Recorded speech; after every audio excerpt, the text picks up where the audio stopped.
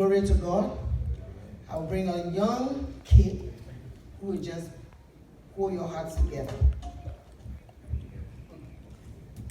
Let's go.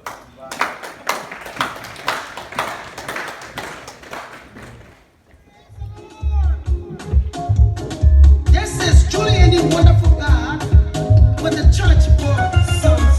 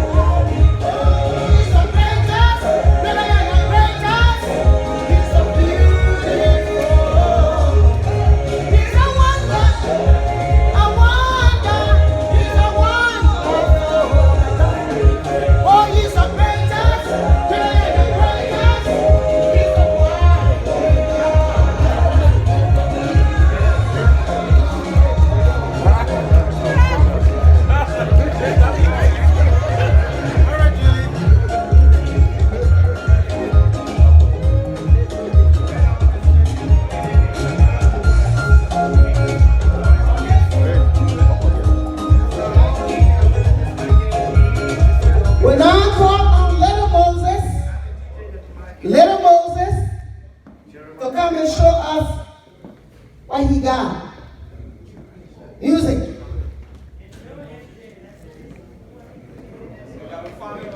Little MJ, put your hands together.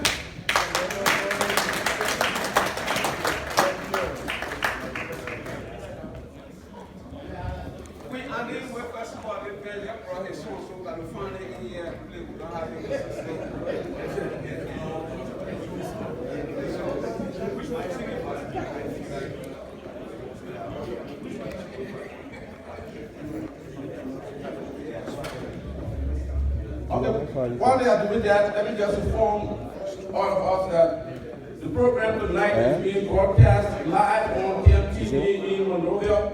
So you might want to be in your best behavior. You don't want to go home tonight and a little something like, I saw your best behavior on TV. Okay? We want to say thanks and to our friends at KMTV for all they do. Pretty soon we're going to be having little Michael.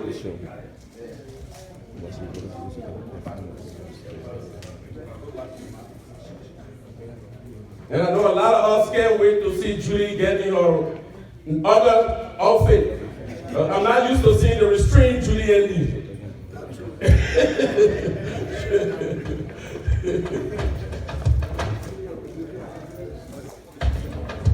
For politics, entertainment, news, and business. And this is KMTV. We are on the screen, we are everywhere. The best online Liberian platform you have. Make the best use of it. My name is Frank Adjus, and I endorse this channel.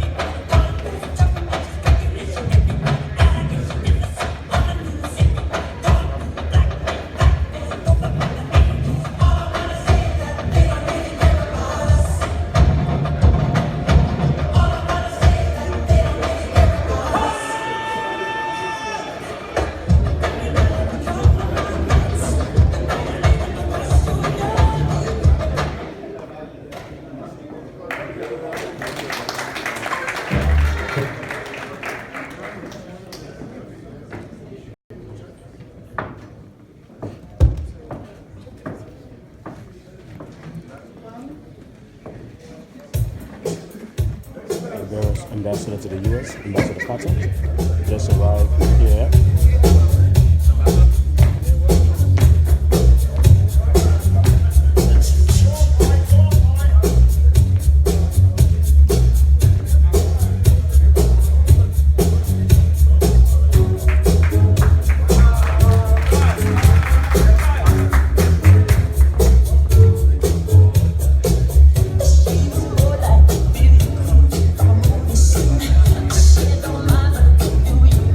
Down.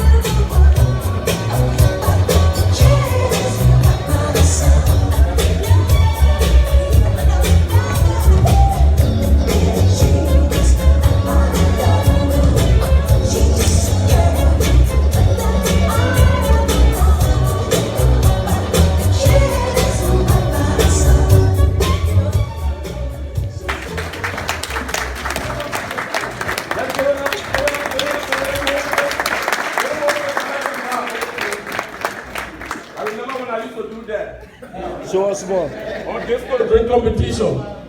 I dare me try it now. Not even try, but think about trying.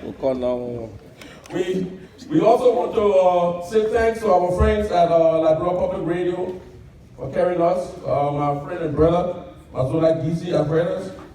We want to acknowledge the presence of Liberia's ambassador accredited here in this capital, Honorable George Patton.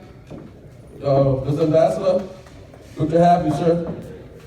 We want to move on with the program, and at this time we like to invite to the podium ALJA's outgoing president, Mr. Moses Sandy.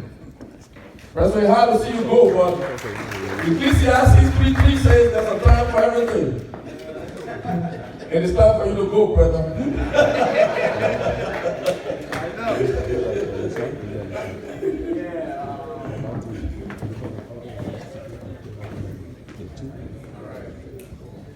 It's a sugar, man.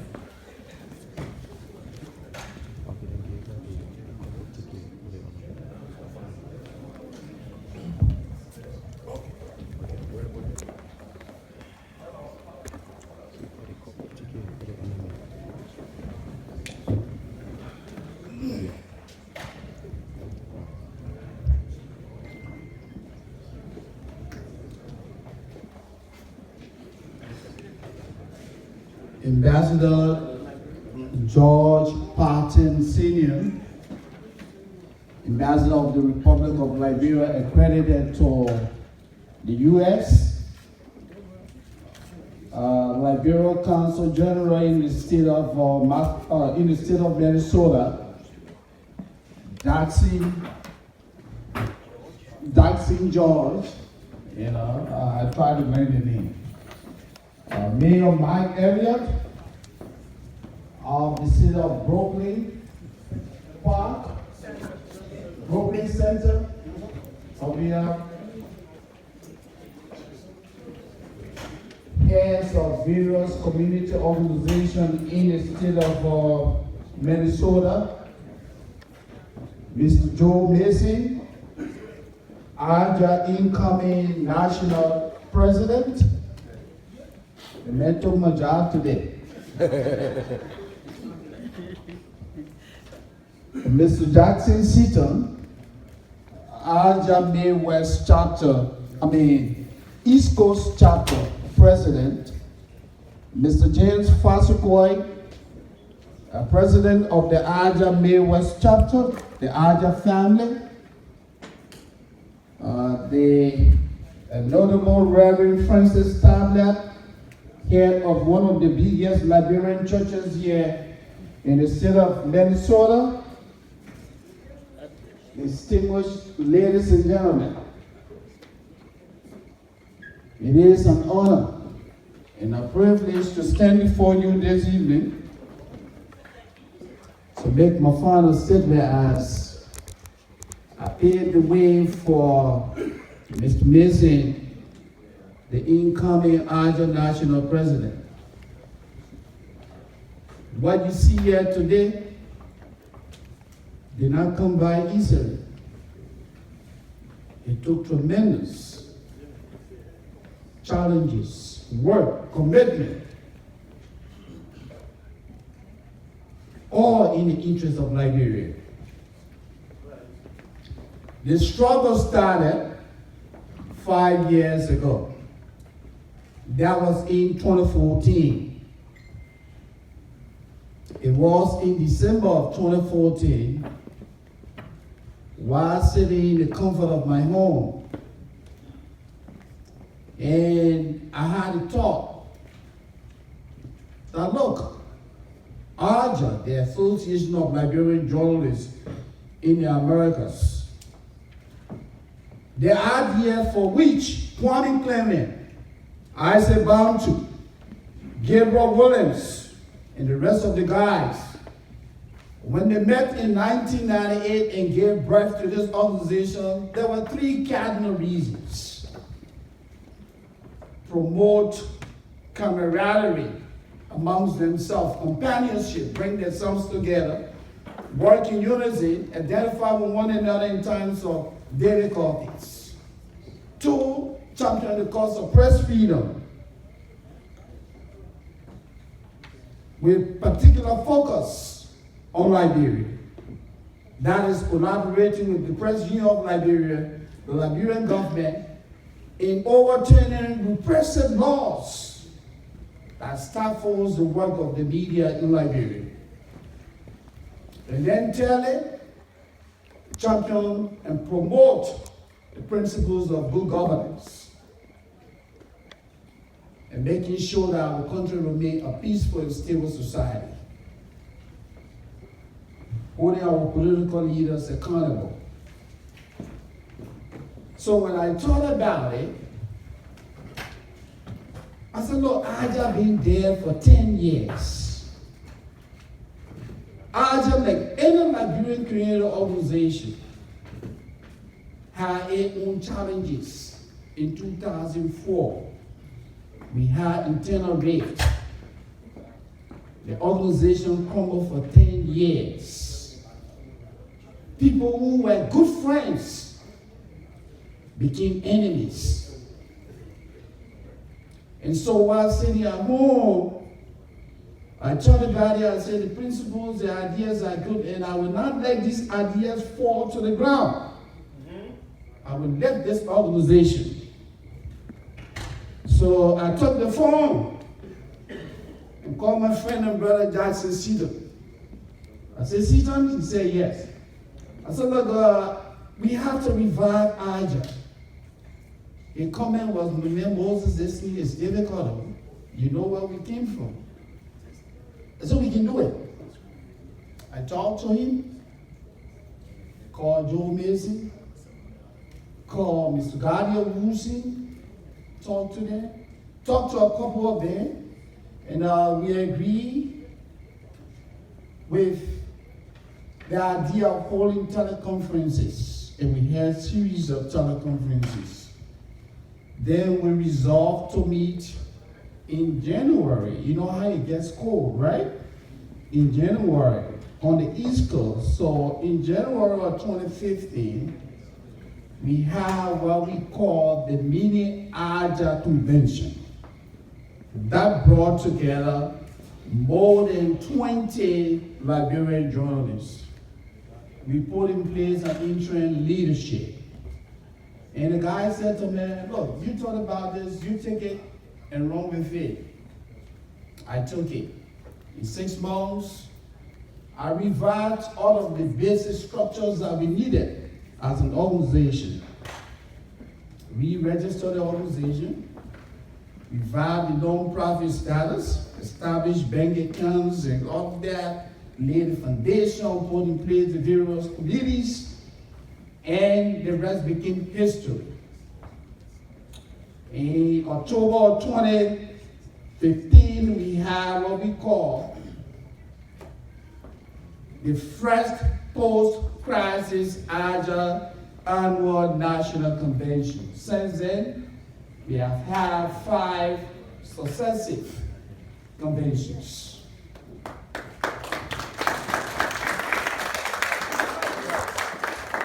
We did tremendous sacrifices, personal resources. We represented Liberia at the State Department. We collaborated with our political leaders. Ambassador Patton sitting there can attest to that. It was one day I got a phone call from the Minister Consular of the Liberian Embassy in Washington, D.C. He said, look, man, you need to talk to the ambassador. And we arranged it, we met, a delegation met with the ambassador, and we opened a new page. Because there are people who are of the view that ALJA, because of our media advocacy, erroneously believe that we are enemy of the current administration. That's not true. How can we? Ambassador Patton, take for example, is a very good friend of Mr. Jackson Seaton. Is it possible? What good will it do us to misrepresent Liberia? We are just speaking to those core issues. The issue of good governance, malpractices in government, making sure that our country does not go back to where it came from 14 years ago, where 250,000 human lives were decimated. That's all we continue to do, work together. Today, we have two functioning chapters in ALJA, the Midwest chapter and the East Coast. Today, our finances have increased. You know, I don't want nobody pointing guns to my head tonight, so I'm not going to tell you what our bank balance is. But I can tell you we have lifted it from $0 to something appreciable. We increased the membership from 0 to more than 100. We lay a precedent in the history of ALJA. I said Bantu never did it. Kwame Clement never did it. Kenneth Best never did it. Charles Badger never did it. When I took over the leadership, I said, look, I'm going to set a precedent. I opened the door for our colleagues in Liberia. For the past 5 years, ALJA has successfully brought 42 Liberian journalists to this country. And they come and go. We did that. And all what we didn't do them by ourselves. We did it with the support of our members. Our organization is voluntary, so people make donations to our work. Our special people were also there. Our wives, our children. You know how time-consuming it can be when you have a full-time commitment. I work full-time. Every one of us in ALJA work full-time. But because we love Liberia, we go the extra mile. So for the past year, it was difficult. My wife sitting here, Mrs. Marion Sandy.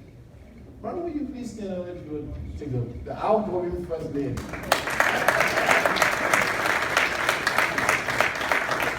Just overstood with me. Everywhere I went, she was there. When I convened the meeting in Delaware, this woman was working like a slave. When we convened Philadelphia, she was commuting between 2 states, making sure that my colleagues were happy. That's the kind of person she is. Her sister's wife, and all of our colleagues, their wives and children also supported us. So we did it, not because we have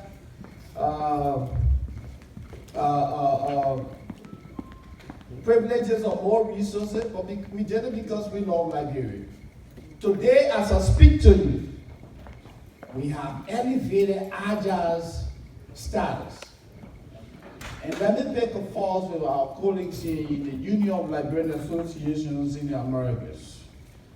I can tell you, for the past 5 years, under my leadership, ALJA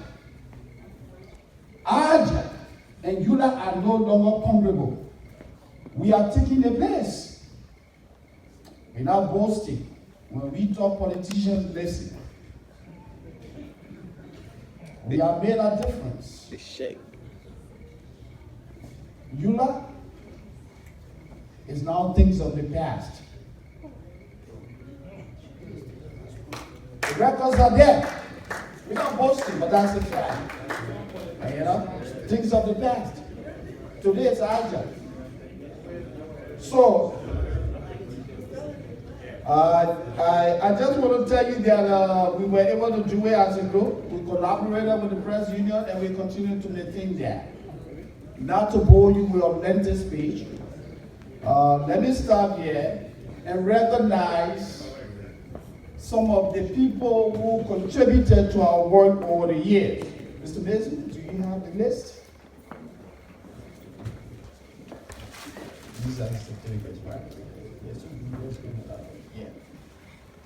You know, we want to show gratitude for people who help us to get to where we are today.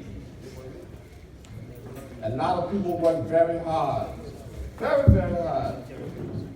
And so it would be unfair to leave this stage without showing them gratitude for what they did. So with that said, Mr. Mason, you help me with the presentation of the certificates.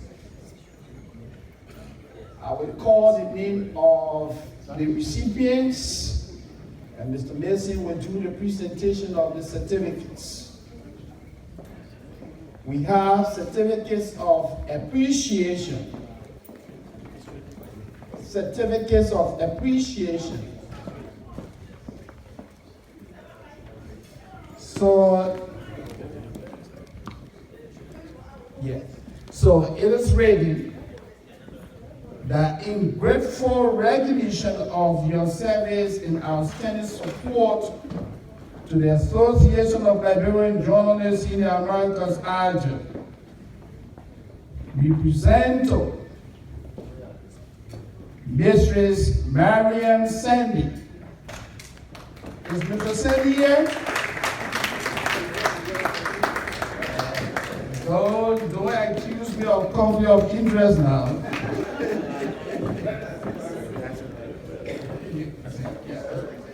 So Mr. Sandy, being certificated. This woman work around the clock, 24 hours. Planning these events can be very difficult. This woman was always there. Sometimes spending her own money. Yeah. So Mr. Sandy, we just want to tell you thank you for the good job and the support you continue to give us. Thank you.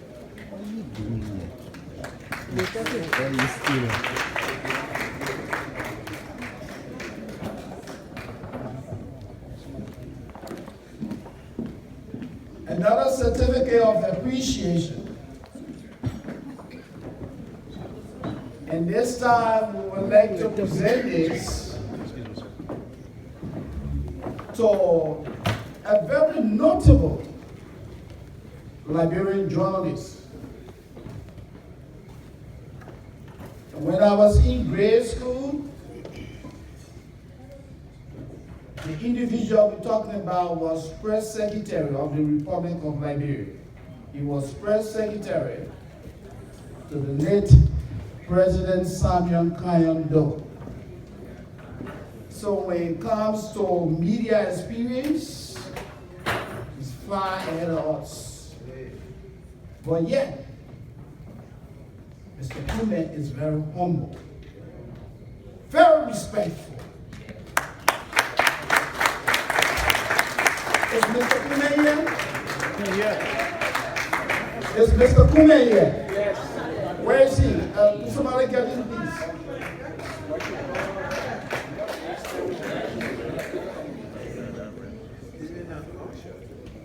It's still working.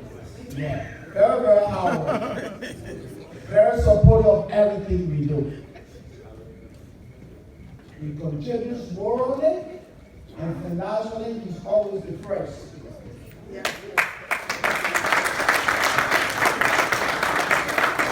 I was just talking about you.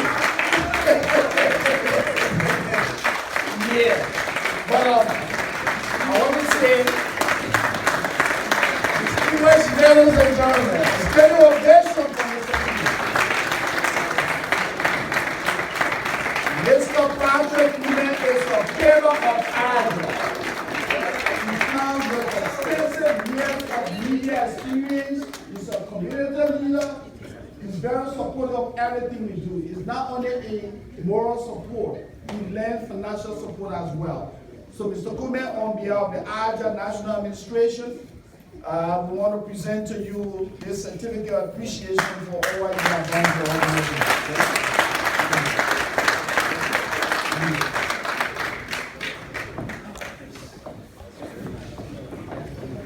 Another person, certificate of appreciation. You know, in our group, there are people that will sometimes go the extra mile. And one of such persons in ALJA is Mr. Charles Crawford. Mr. Crawford is former Secretary General of ALJA. He served one term and then later he made a decision to go to Liberia to work. So right now he represents he represents ALJA in Liberia as ALJA Special Envoy. You know, for this convention, we put in place a system to avoid some of the problems that we're having with people coming to this country. We said, look, in the past, we used to say, come and you pay a certain fee, a certain fee for attending the convention. But we realized people were coming, when they get here, they say, oh man, you know, I got half of the money. You know how we do it, right? So I got half of the money. And then we said, okay, look, let's turn things around. And so we told Charles, that Lord Charles, we will send the invitation letters to your office in Monrovia. And when our invitees go there to pick up the invitation letters, the first thing you do, let them pay the sending fee in full.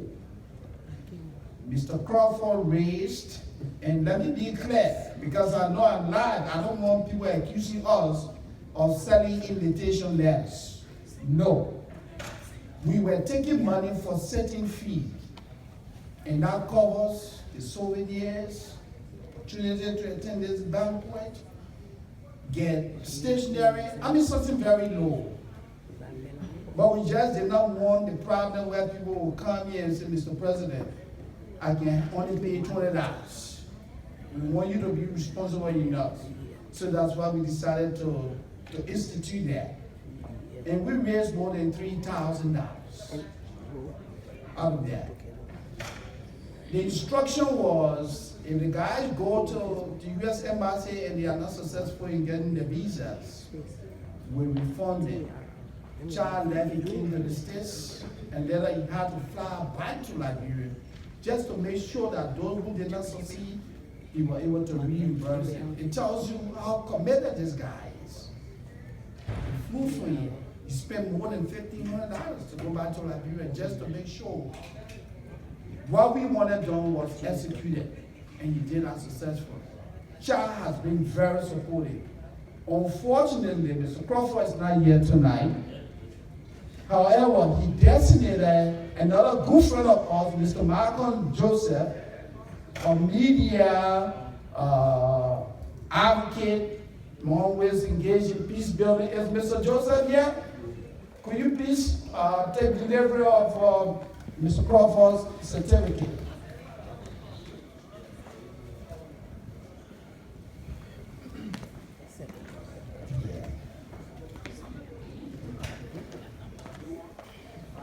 On behalf of the ALJA National Administration, we want to present to you this certificate of appreciation for delivering to Mr. Charles Crawford for the good work he continues to do for ALJA.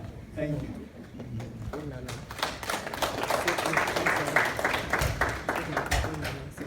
The next person is Mrs. Menike Shaw Gibbons.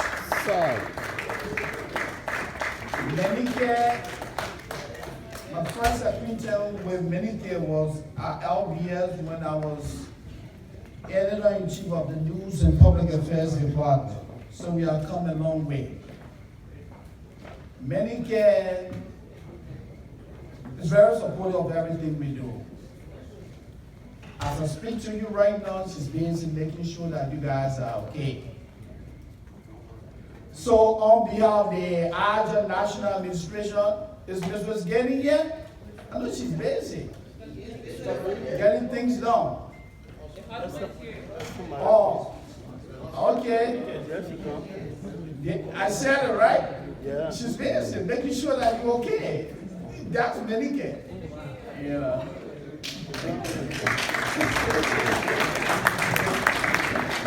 Yeah. So, Menike, I know we took you by surprise, because this thing here was top secret. Yeah, sure. So, Menike, could you please come forward and take delivery of your certificate of appreciation for a job well done? I want to say thank you on behalf of the ALJA family. we appreciate you. Yeah. Yes. Yes. Another outstanding individual, a journalist, Alex Red. Now, the Reverend Dr. Alex Red.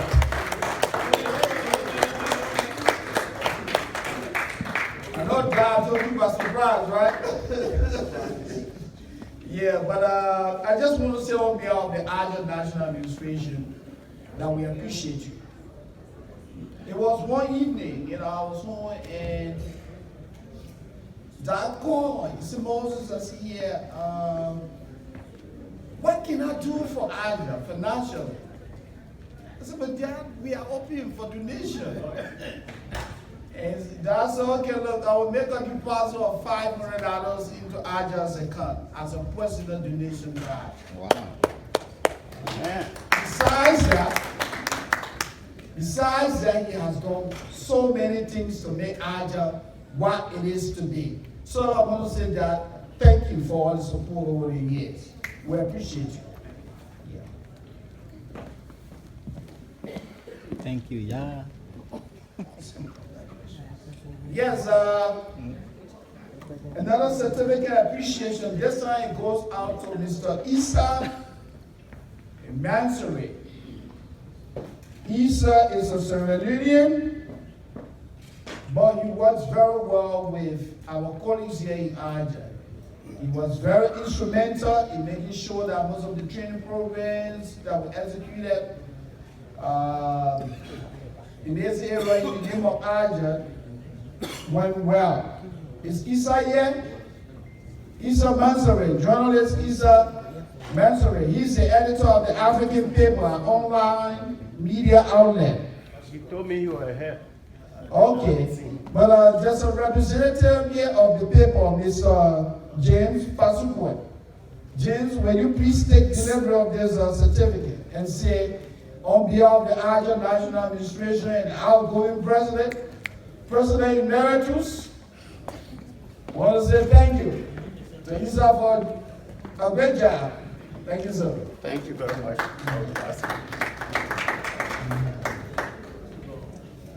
Next on the list is Mistress Florence Seaton.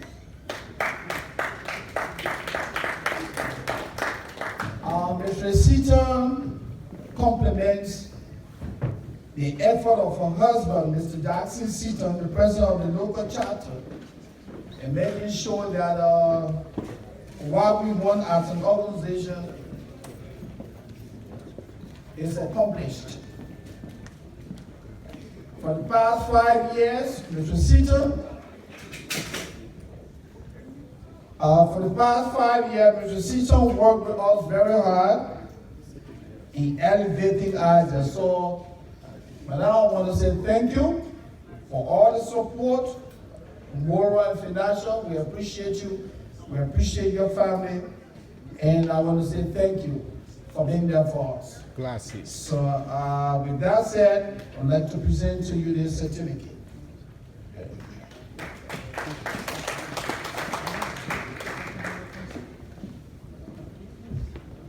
All right. The next honoree is Mistress Willie K. Bryant. Forgive me if I mispronounce her name. Is Mistress Bryant here?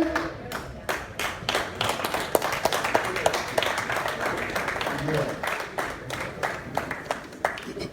You know, as national president, I consistently track what is happening in local chapters. And I realized that Mrs. Bryant and her husband, Lincoln, who live here in Minnesota, been very, very helpful to our local chapter here. She works around the clock in the name of ALJA. We don't pay her. You know, it's just because of the love of the organization. So, Mrs. Bryant, I want to say thank you. Yeah, please Mr. Brian, thank you so much for all the work you continue to do for us. And so on behalf of the National Administration, I'd like to present you this certificate of appreciation. Thank you so much.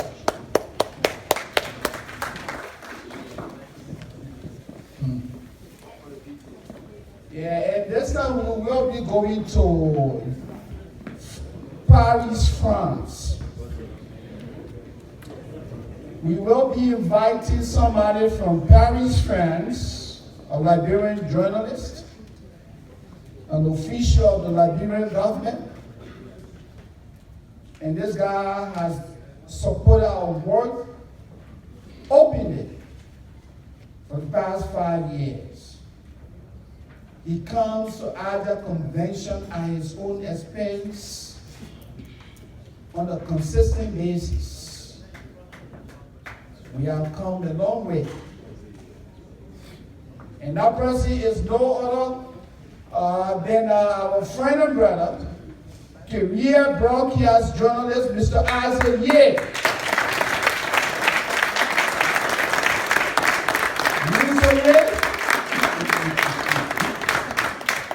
This is KMTV, and you are viewing the Association of Liberian Journalists But I want to say we appreciate annual you. convention, You know, and now you they are continue to appreciating some promote ALJA journalists. from your base, and you are doing a remarkable job in Paris, France. We are proud of you. Thank you so much.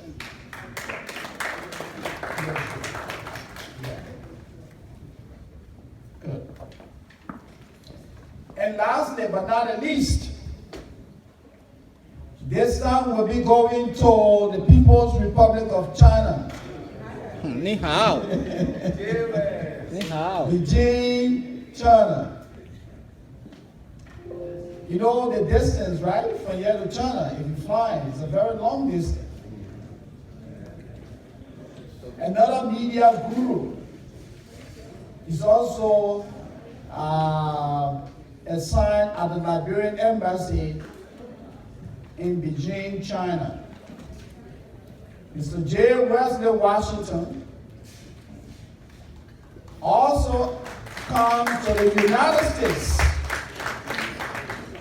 on a regular basis. And we got people sitting right in Delaware. They can't fly to Minnesota.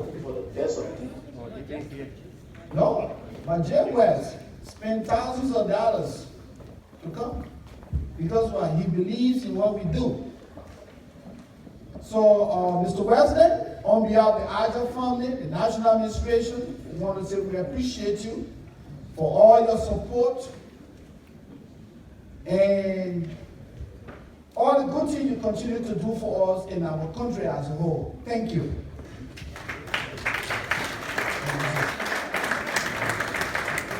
So, with that said, I would now like to take leave of you and retire.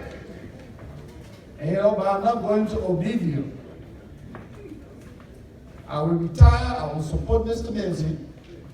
In anything he wants me to do, I will do to make sure that the level at which ALJA is maintained.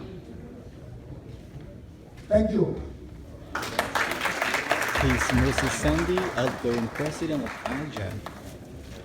And this is the... I want to say many thanks to you, Russell, for everything you've done. And Madam Outgoing First Lady, our love.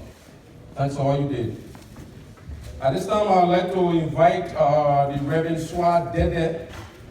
Reverend Dede will be certificating ALJA's new corps of officials that were elected today. Reverend Dede.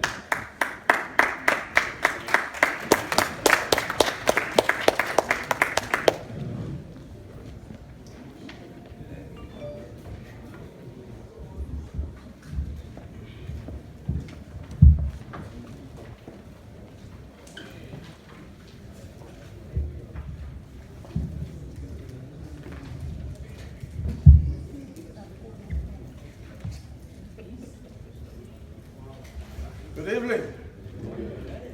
Good evening.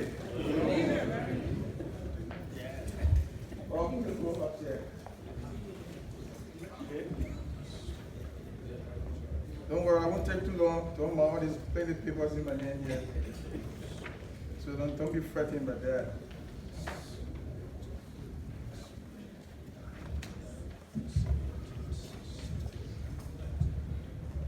Article 6, Section 1 of ALJA's Constitution stipulates the convening of an annual national conference, which is the highest institution of the association, during which time members will elect their new corps of officers.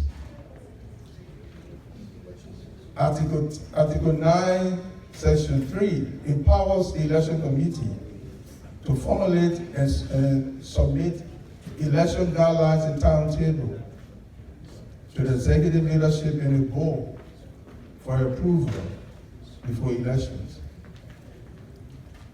In view of these constitutional provisions, the National Executive Leadership appointed a 3-man elections commission to facilitate free, fair, and transparent elections of 5 national executive officers and 3 permanent board members of the association.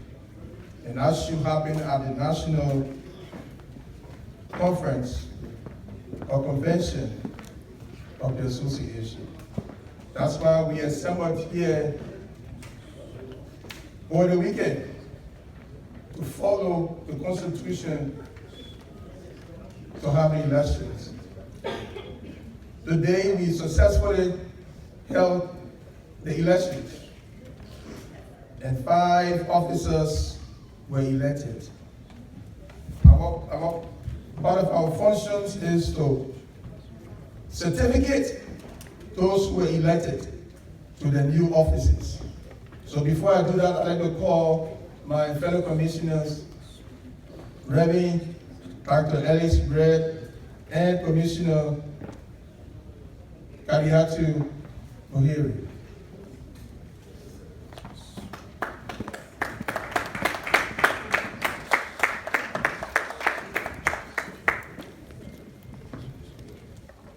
Kariatu is the secretary to this commission, and Dr. Ray is the co-chair.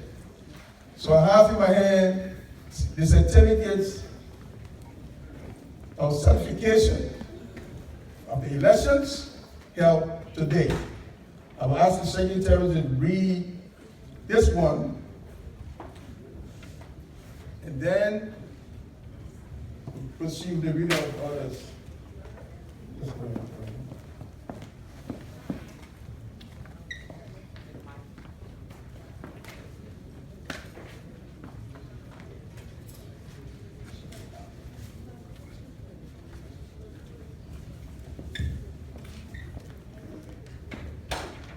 Good evening, ladies and gentlemen. We have here certification of candidate Cyrus Jurel McGee.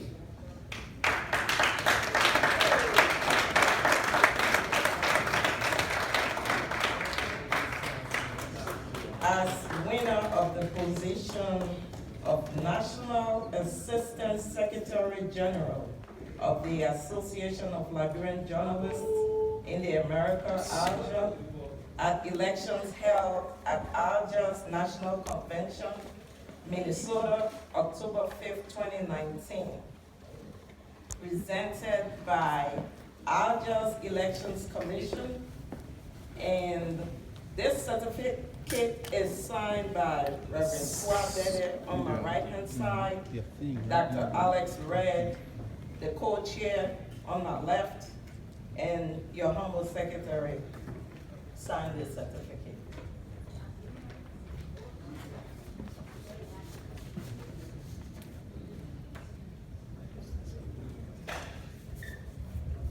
Please be ready, Mr.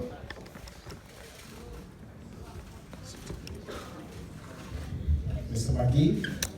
You have taken upon the responsibility to serve this organization. Here is a certificate from the Elections Commission. Thank you for your election by the National Assembly of ALJA today. May we applaud Mr. McGee.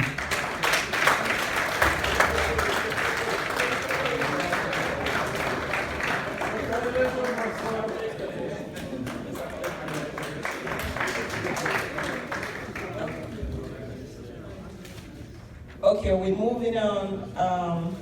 The next certification will go to Akai Glennon as winner of the position of National Secretary General of ALJA.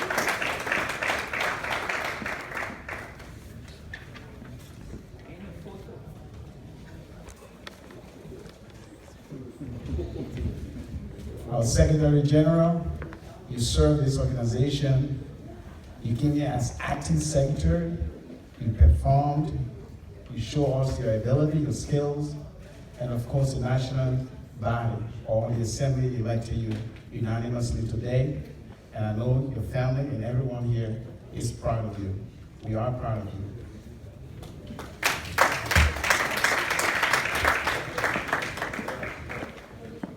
Next in line, we have Mr. Pee Wee Besa as winner of the position of National Vice President of ALJA.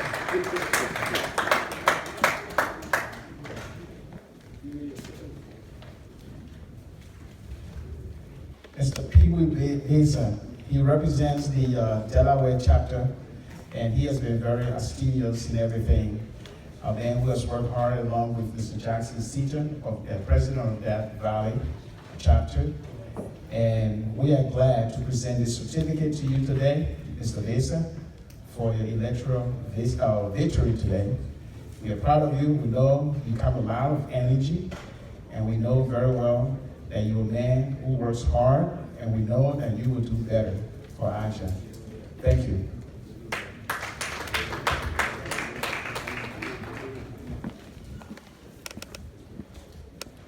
Next, we have Mr. Sibo N. Mapaya as winner of the position of Member National Board of Directors for the powerful ALJA. I call you Sibo. Thank you so much for coming on board, especially the board of directors.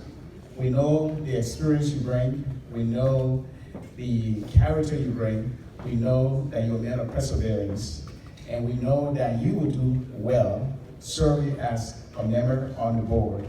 And therefore, the Elections Commission presents this to you. Thank you.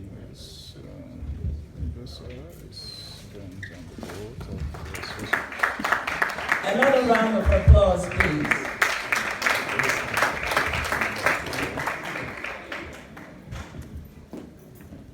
We come the big one. And we are about to present the certification of candidate Joe S. Mason.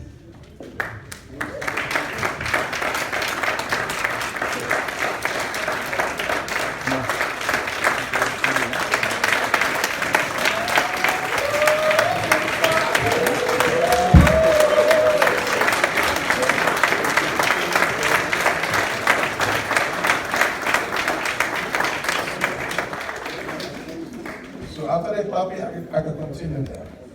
As winner of the position of National President of the Association of Liberian Journalists in the Americas at elections held at ALJA's National Convention in Minnesota, October 5th, 2019.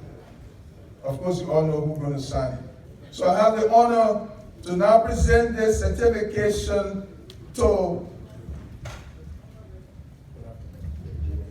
our President-elect, Mr. Joe S. Mason. I want to congratulate you. For we know you have a tremendous task ahead, and your colleagues, your comrades, your friends need the best for you. And we all want to hold together to make sure this starts. It's not for you alone, but for the entire team. Congratulations, Mr. President-elect.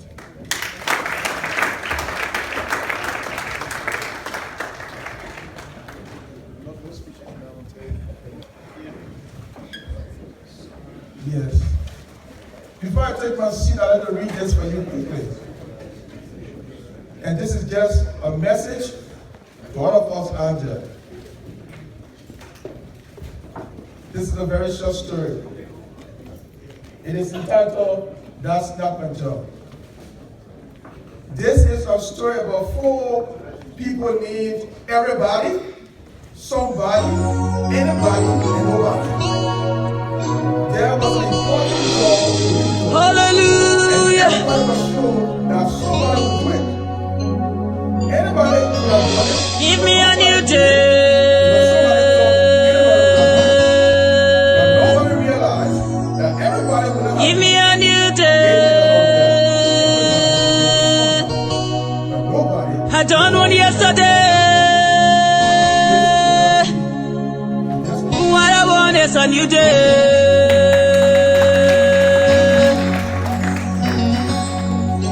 Yesterday. Round of applause, please. Thank you very much, Reverend. And congratulations to our new co-op officials elected today. Well, you know, the media, about 90% of our survival comes through advertisement. And as I said earlier, we are being carried live by KMTV. And we also have our friends from Liberia Public Radio here.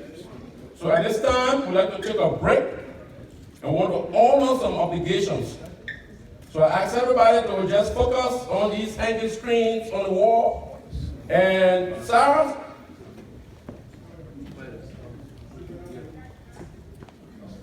Could we bring this?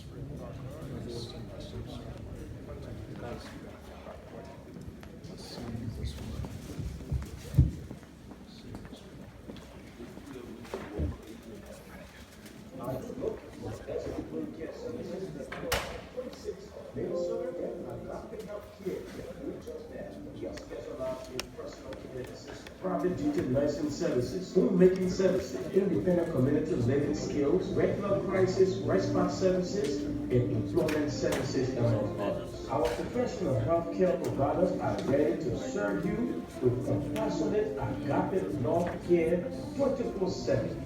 For more information, visit our website at www.agapehealthcareincorporated.com. Call cell number 763-703-5986. Or for better still, visit our offices in the L. Brown Building, 6040 L. Brown Drive, Suite number 270, Brooklyn Center, Minnesota.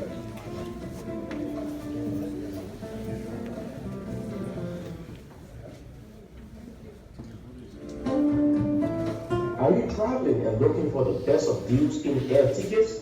Then let Cavallo Travel do the job. Our team of international travel consultants are well trained and ready to help you save money and fly in comfort to Africa, Europe, Asia, and the rest of the world. No matter your location, contact us on Subnet 763-333-2447, 651-263-4440. Our toll-free number 888-900-8960. Or for better still, you can email us at cavallotravel@gmail.com and jenny@cavallotravel.com. Or better still, visit our offices at 5701 Sugar Creek, Suite number 325, Brooklyn Center, Minnesota. Cavallo Travel. Experience the excitement. Tell Jenny ALJA sent you.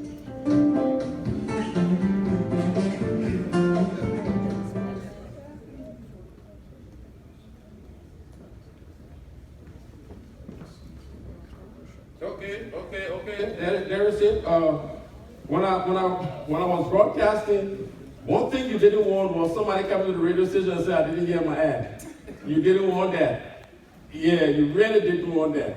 So when those guys come after Joe and say they didn't hear the ad, you all are witnesses of these things tonight. We want to move on now, and we want to call on the Reverend Francis Tabla. Reverend Francis Tabla is pastor of the Ebenezer Community Church. He will be inducting our new co-op officials into office.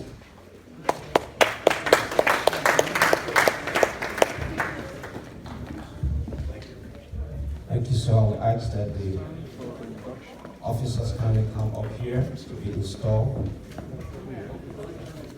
While they are coming, I want to express my gratitude to Brother Mason and Brother Lincoln Bryant for inviting me. I have seen the flyers for this program, and I had planned to come to get to meet my brothers and sisters from back home, to get to meet former schoolmates and friends.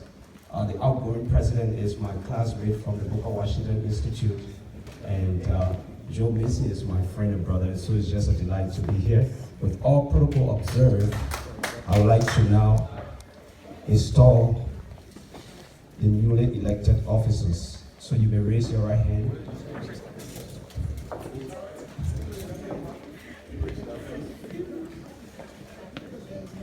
Sarah.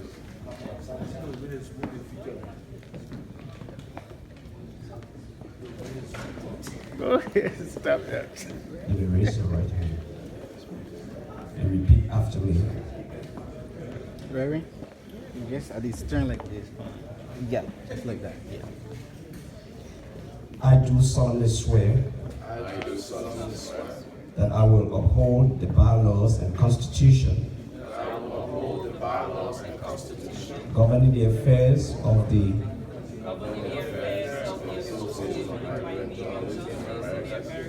and to also conduct the affairs of my office to the best of my ability, with God being my helper. We declare that you are duly installed. God bless you. Congratulations. Thank you, Reverend Tabla.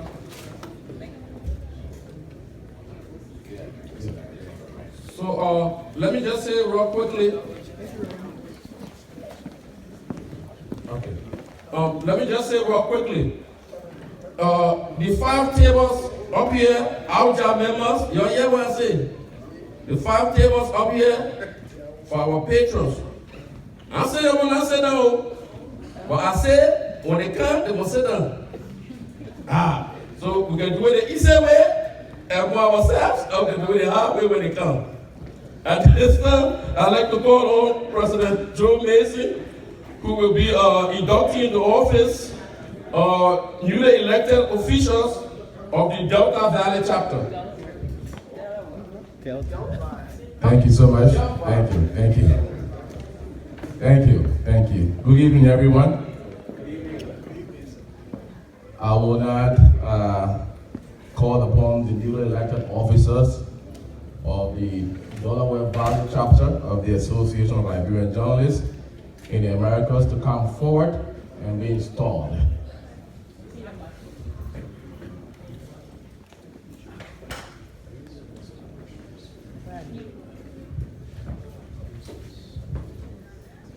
But it's called the names, so we know who are those. Call the names. Not many. No. That's true. Yeah, we don't know. Just count. We get some strangers. Unfortunately, of the 5 elected officers, we have only 2 represented here today. So we'll go ahead and install these 2, and the other 3 will be installed by default. So please raise your right hand and repeat after me. Anyway, let me officially introduce them. The gentleman next to me is Mr. Jackson Seaton. He is the president-elect. He is succeeding himself as the president. And the gentleman next to him is Mr. Peter Massacre. Peter was elected as our secretary for the Delaware Valley chapter of ALJA. I'm pleased that the first task I get to perform as the new president of ALJA is to install you 2 into office. So kindly repeat after me. I, do solemnly swear that I will faithfully execute the office of president and will uphold and protect the Constitution of the Association of Liberian Journalists in the Americas. The Constitution of the Association of Liberian Journalists in the Americas. So help me God. So help me God. Congratulations. Congratulations. Ladies and gentlemen, fasten your seatbelts. Get ready to be intellectually mesmerized. So at this time, we want to call on our Secretary General-elect, Akai, who will introduce.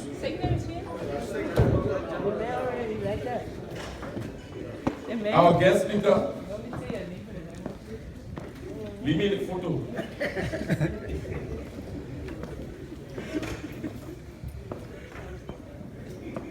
Everybody.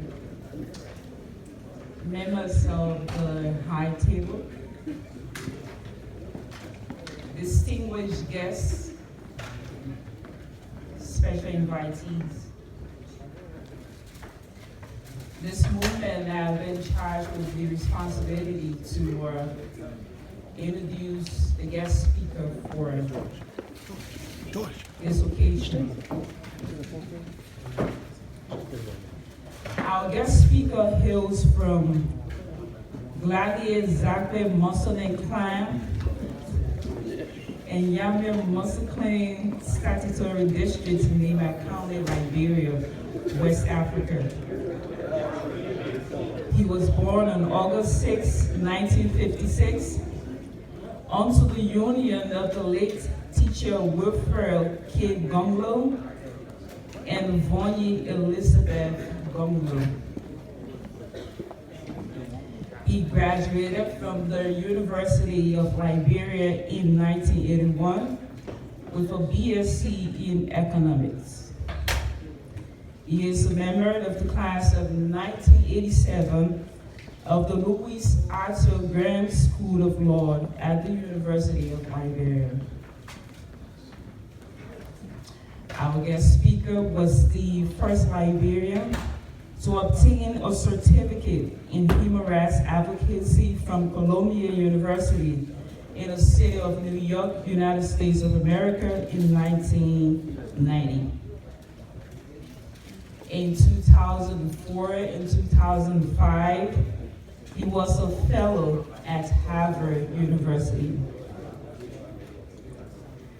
From 2006 to 2009, he served as Solicitor General of the Republic of Liberia, and also from 2009 to 2010 as Minister of Labor. He resigned from the government because of policy differences with former President Ellen Johnson Sirleaf. And while in his private service, he was appointed by the former president in April 2011 to chair a special committee established to investigate the March 22nd, 2011 police brutality against students of the G.W. Gibson High School and Tubman High School. Unfortunately, the recommendations of the special committee were not implemented because they were considered too harsh. Over the years, he has written a lot on human rights and government issues, primarily focusing on Liberia, the most being African Human Rights Day and International Human Rights Day. He is a campaigner for free speech, and when he became Solicitor General of Liberia, he shut down the underground cell at the Ministry of Justice, where journalists and political activists were often detained.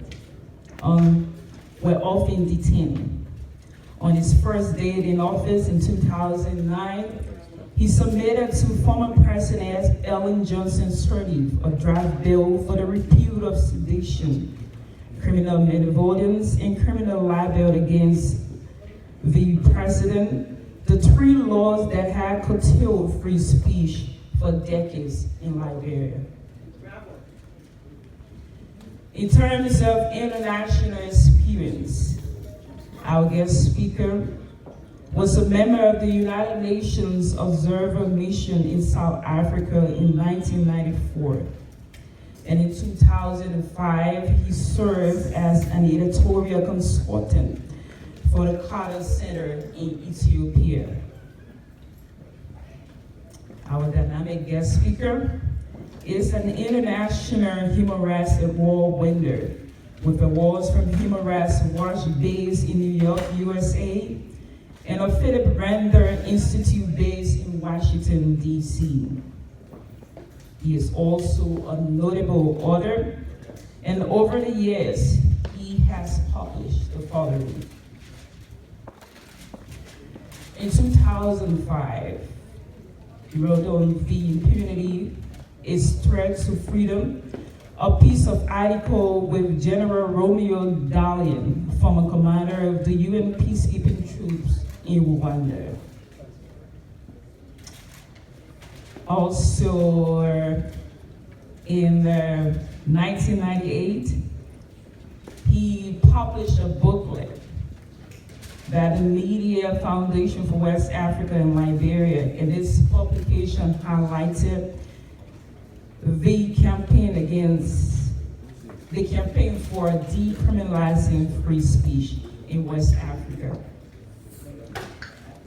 In our own Liberia, its experience with the doctrine of separation of powers, an essay was published in Democracy Watch Journal in 2000. Our guest speaker is presently the president of the Liberia National Bar Association and a managing partner of the Gonglo and Associates Incorporated. And so, ladies and gentlemen, I have the distinct honor to present to you tonight our tough-talking, prolific, authoritative guest speaker, Councilor Tiawan Gonglo.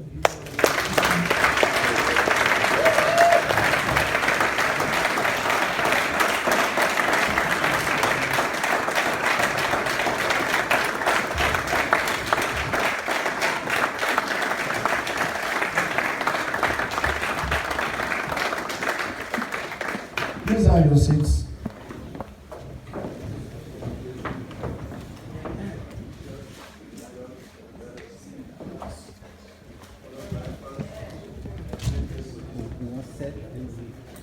The outgoing and newly inducted president and members of the Association of Liberian Journalists of the Americas, Ambassador Patton, and other members of the government of Liberia here present,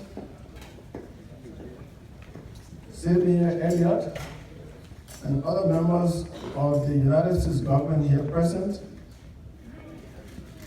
representatives of the Press Union of Liberia, if there's any present, other Liberian-based professional and civil society organizations, representatives of other United States-based professional and civil society organizations. And let me recognize Dr. Dala Babu and the Secretary General of the Liberian National Bar Association, who serves as a journalist, Councilor Bobby Livingstone, other distinguished ladies and gentlemen. I bring you greetings from the oldest republic on the African continent, the Republic of Liberia, the country bequeathed to us by our forefathers and foremothers of diverse origins and backgrounds, united in a claim that the country founded on a hope of freedom and equality of all human beings belongs to all citizens equally and determined to resist the marginalization of any group of citizens on the basis of the status of birth as a male or female, family origin, creed, language, or any other identity. All of us, Liberians, both at home and abroad, cherish the hope that we can honestly say without any fear of the slightest contradiction that we are citizens of a great country. In this dream, all Liberians are united in a hope that all Liberians, especially those who are elected or appointed to positions of trust, will put the interest of Liberia first, above personal interest or family interest, because it is only by placing our country first that we can build a better Liberia that is peaceful, progressive, productive, and prosperous. In this kind of Liberia, peace will always be sustained by Liberians who have the basic minimum of regular meals, decent shelters, good medical care, good schools for their children, good road networks for freedom of movement, tolerance and respect, as well as protection of the differences of views privately and publicly expressed, and leaders who govern based on the interest, will, wishes, and aspirations of the people as expressed by their votes and free expressions. Liberia is a country that is unique in its dream for democracy and respect for human rights, not only because its forefathers were motivated by the desire to govern themselves and serve as a beacon of hope for all oppressed people of color, as well as the fact that it is called Liberia, the land of liberty. But also, Liberians are connected by one word that shows that the holding of a point of view is an inherent part of being a Liberian. My research has revealed to me that the word ke or care means the same in the Kwa languages, the Mende languages, and the male languages of Liberia. Ke or care means but in every existing Liberian language. Am I wrong? Right. This means that even if a Liberian agrees with another Liberian's point of view, he will always give a concurrent opinion. Therefore, to have a point of view on every issue is an inherent and natural part of being a Liberian. To disagree or not to accept everything at face value is a natural part of being a Liberian citizen. It is important for Liberian political leaders to understand this inherent characteristic of being a Liberian.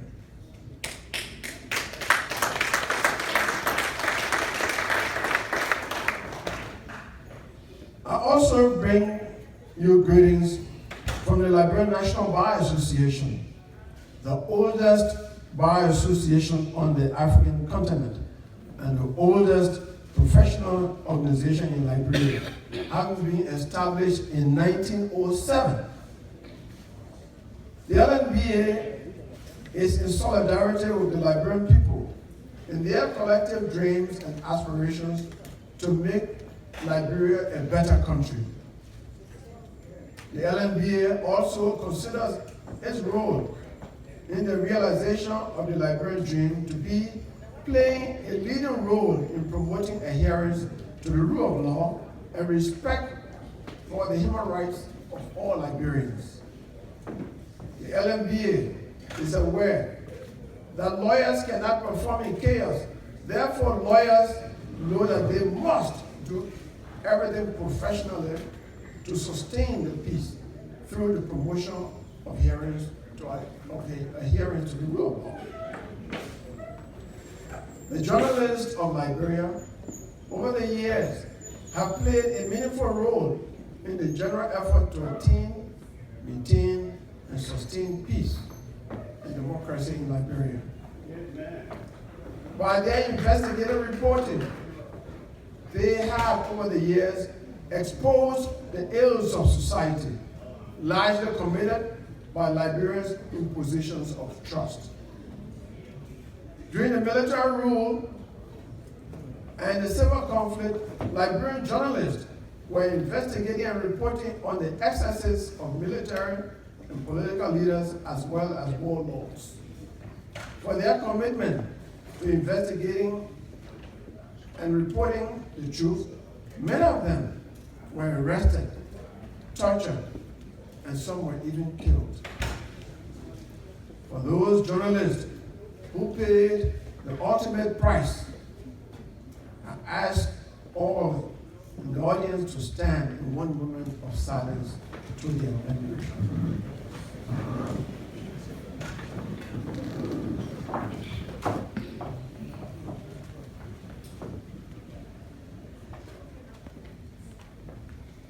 Thank you. You may have your seats. Members of the Liberian National Bar Association are very grateful to the leaders and members of ALJA for inviting me in my capacity as president of the LNBA to speak to you on this wonderful occasion. It is not an overstatement to say that the LNBA is a natural ally of the Press Union of Liberia and by extension, the Association of Liberian Journalists in the Americas, as many of its members have provided legal representation for many Liberian journalists over the years. For this great evening, clamoring 3 days of hard work, you have asked me to speak to you on the topic, the role of the media in the sustenance of the Liberian democracy.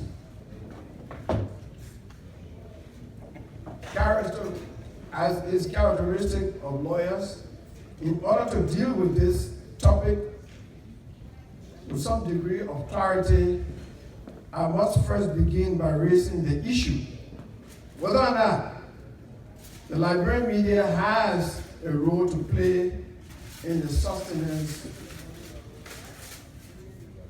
of the Liberian democracy. My answer to this question is a resounding yes.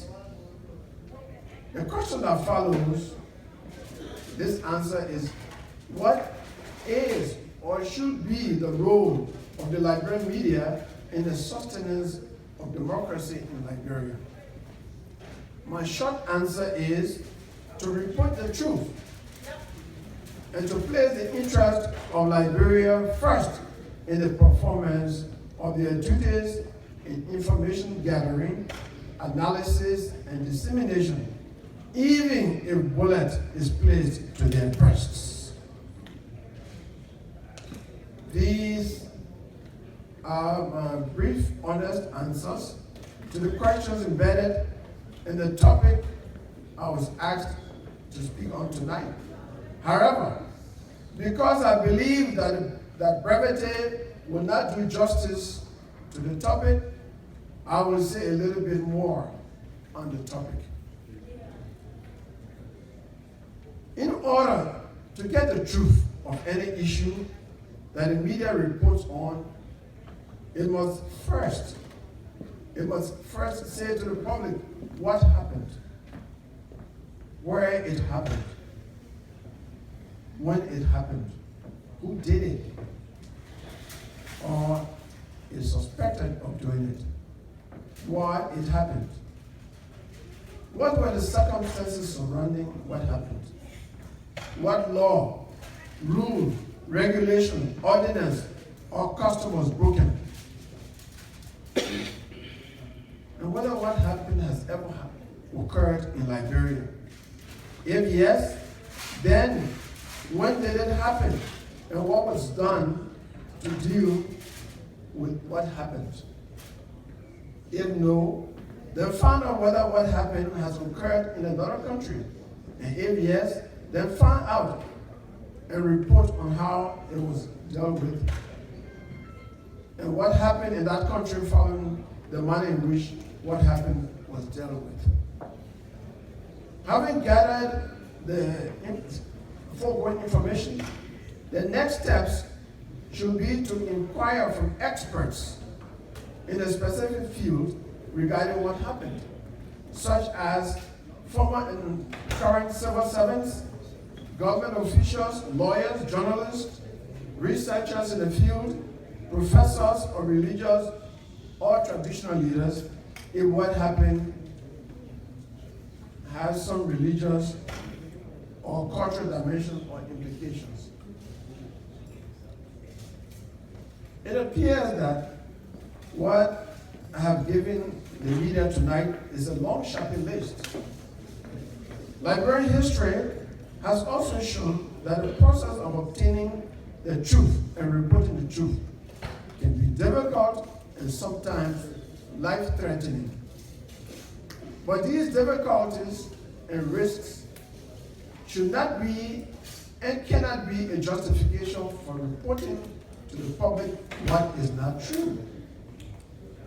Lying to the public in the use of the radio, television, or newspaper, or even the social media will lead to the promotion of disputes between individuals, tribal and religious communities, or among government officials of government and the people they serve, and thereby promote mass disenchantment and undermine peace and stability in Nigeria. Democracy cannot be sustained in chaos. Therefore, if falsehood has the propensity to cause chaos, then journalists must commit themselves to reporting the truth under all circumstances. In Liberia, most often, some government officials, even persons out of government who engage in wrongful conduct, tend to complain about every information that is given by the media, irrespective of whether or not it is true. Some even say, irrespective of the fact that what is reported is true, it is not every information that should be given to the public, because some information tend to make Liberia look bad, thereby suggesting that the media should engage in cover-ups or give information to the public in ways that make Liberia look good on the world stage. Some even go to the extent of blaming the media for driving away investors. But it is important to note here tonight that it is not the manner in which a particular story is reported that makes Liberia look bad. It is always the story itself. If an act or conduct that is reported on is bad, there is nothing that a media institution can do without violating the ethics of journalism to make Liberia look good in reporting it.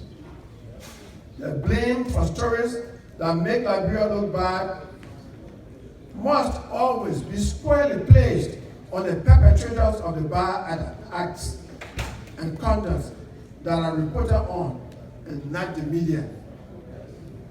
Therefore, the media must always remain on the side of the truth.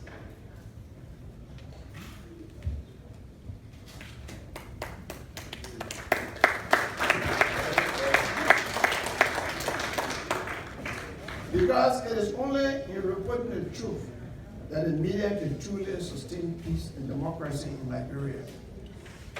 In reporting the truth, the media must report the whole truth and not half-truth. Before a story is reported, the journalist reporting the story should conduct a full investigation of all aspects of the story in order to adequately inform the public. If the story being reported is a breaking news, then the media should keep the public informed about events connected to the story as they unfold.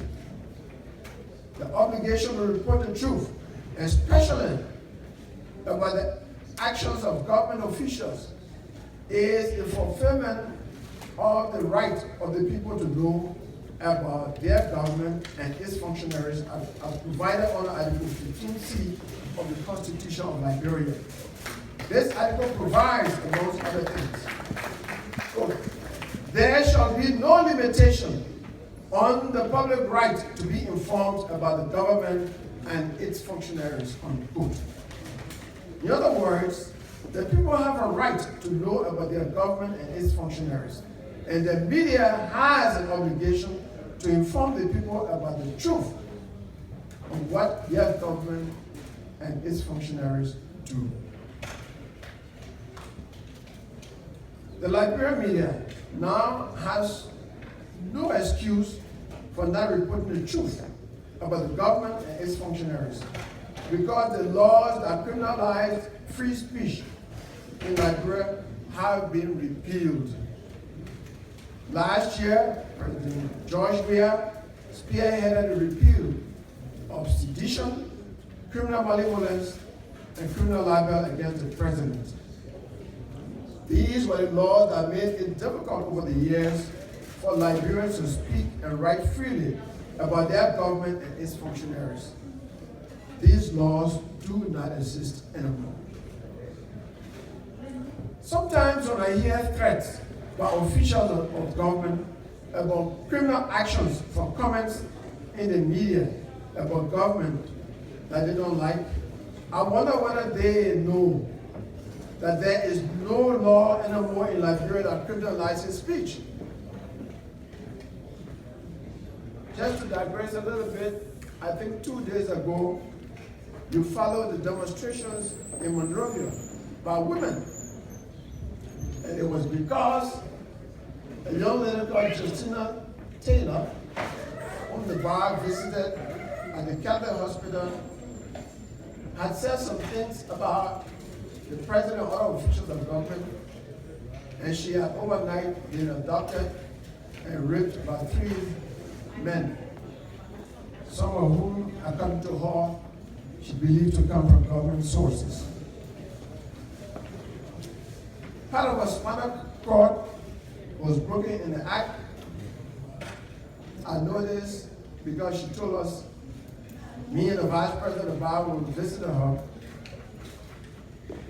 and Costa and others had raised some funds to bring her to America for her to undergo treatment. And 2 days ago was the last day for her to appear for visa interview. And the police said she would not go they would not allow her to go to the American embassy because she has some questions to answer when she comes from the hospital for things she said about the government. So I wonder, so if they asked her, what were they going to do when speech has been decriminalized? What were they going to charge her with? So it appears that the government, some people in the government do not know the great thing that the president did by causing the repeal of the 3 laws that stifle free speech. They probably need some education there.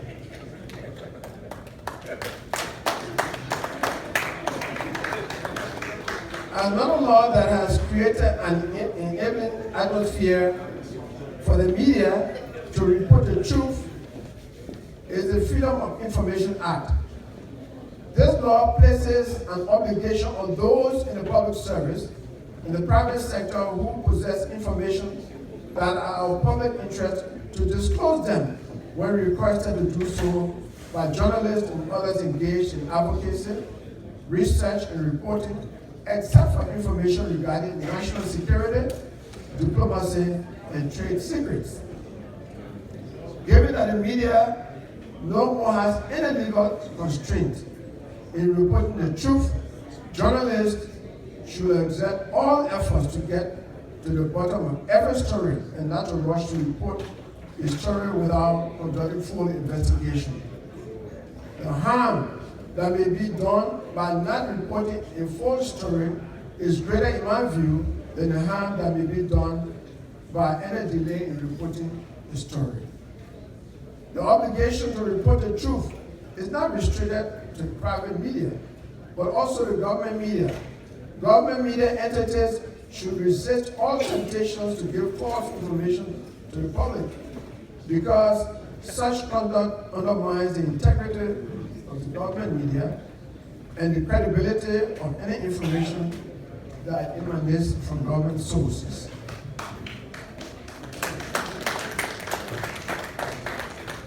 In addition to the commitment to report the truth, the Liberian media should publish the truth in decent words. In other words, the media should avoid using insulting words and disparaging language about newsmakers. Such manner of reporting, in my view, undermines the truth and undermines the truth of what is being reported. Like falsehood, disparaging language tend to undermine the integrity of the media and to discourage the public about the media. One cardinal consideration in this regard is the children. Children must be protected from learning to use indecent words through the media. This appeal for decency in the use of the media goes to all users of the mass media, including the independent press, the government press, and supporters as well as non-supporters of government who use the media. I plead tonight, therefore, as someone who has over the years provided legal services to so many journalists. I see one of them sitting before me. And media institutions, before law enforcement institutions and the courts, is that the media should always report the truth and do so in decent words. This is the role that the Liberian media must play in sustaining peace and democracy in Liberia. The Association of Liberian Journalists in the Americas, many of whose members are not engaged in the active practice of journalism anymore, should undertake initiatives to assist active partisan journalists to remain committed to reporting the truth in Liberia.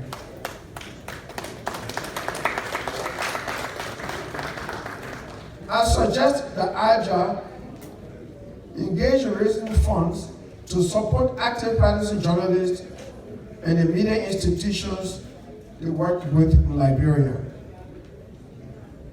I'm suggesting two objectives for such funds.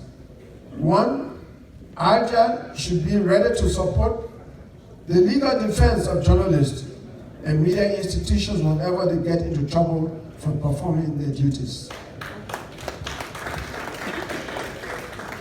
Two, ALJA should encourage journalists on the ground and media institutions that report the truth and in decent words by giving them awards for doing what is right.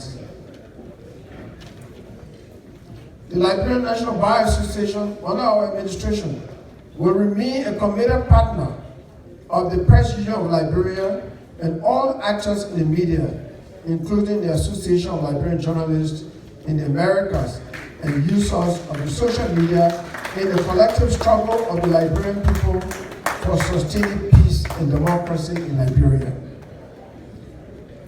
Over the years, the Liberian National Bar Association has been promoting adherence to the rule of law in various ways. This administration of the Liberian National Bar Association has made a clear commitment to provide general counsel to the government of Liberia, the civil society, and the business community on the adherence to the rule of law and respect for human rights. Let me highlight a few things that the LNBA has done in this regard. We provided legal advice for members of the civil society who demonstrated for accountability for the missing $16 billion Liberian dollars and the June 7th demonstration by cautioning the organizers of the demonstrations to conduct themselves peacefully. We also caution government of its commitment, of its legal obligation, to protect the demonstrators. And the result was that there was not a single incident of violence.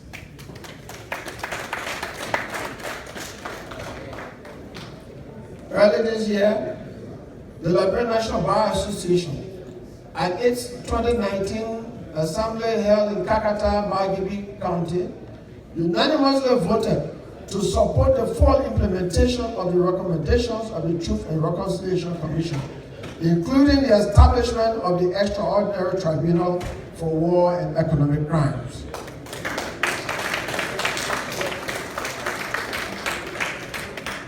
Subsequently, the LNBA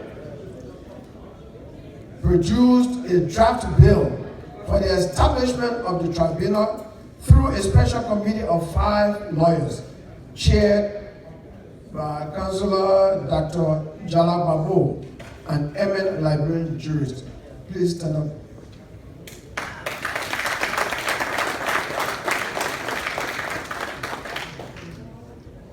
The draft has been subjected to a rigorous review by legal scholars in Europe and the United States, amongst others, and representatives of the civil society, and the final draft will soon be completed for submission to the legislature. Currently, the LMBA is engaged in providing free legal services to the indigent, especially those in pretrial detention, through the Legal Aid Committee headed by Councillor Joyce Reeves Woods. And the committee has done a great job in releasing so many prisoners from pretrial detention. The work of the Legal Aid Committee is supported by the USAID through its Legal Assistance and Anti-Corruption Program, LPAC, implemented by Chechi Consulting Incorporated. The Legal Aid Committee is also collaborating with the Carter Center on legal aid to the poor. Additionally, the LNBA, with the support of the United Nations High Commissioner for Human Rights, just completed a project under the theme Justice First. The focus of the project was on the creation of community awareness on the Constitution, statute laws of Liberia, human rights, and the procedures for gaining access to justice. It was executed under the chairmanship of Councillor Finley Kanga. Based on the quality of work that the LNB is currently doing in Liberia, its profile has been raised so high that it has inspired the confidence of the African Bar Association to be chosen as host of the 2019 annual conference of the African Bar Association.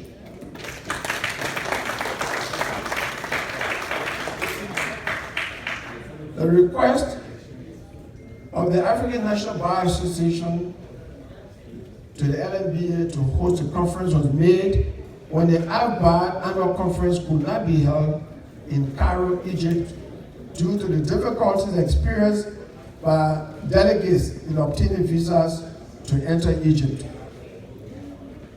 With the support of the government of Liberia, the LNBA accepted to host the conference. Currently, the government has promised to grant gratis airport visas to all delegates coming for the African Bar annual conference upon arrival in Liberia. The government has also placed at the disposal of the LNBA the conference hall of the ministerial complex for the 2019 conference of the AFBAR. I want to publicly thank the government of Liberia for assisting the LNBA to host the 2019 annual conference of the African Bar Association.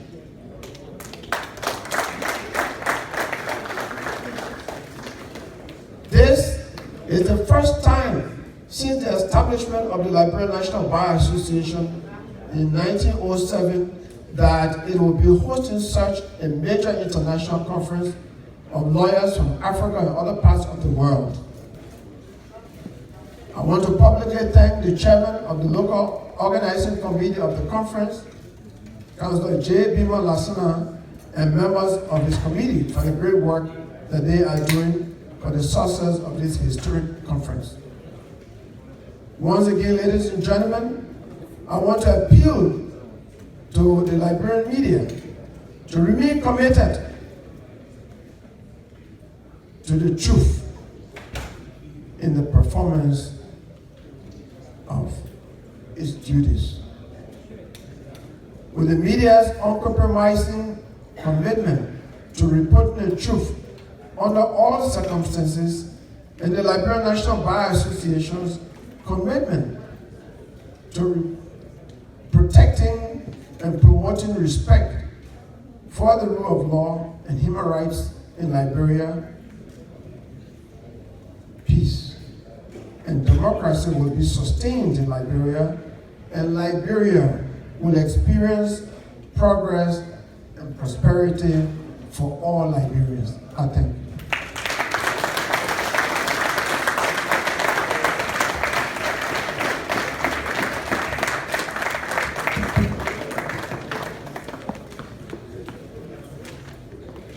A bigger round of applause for Councillor Banquet.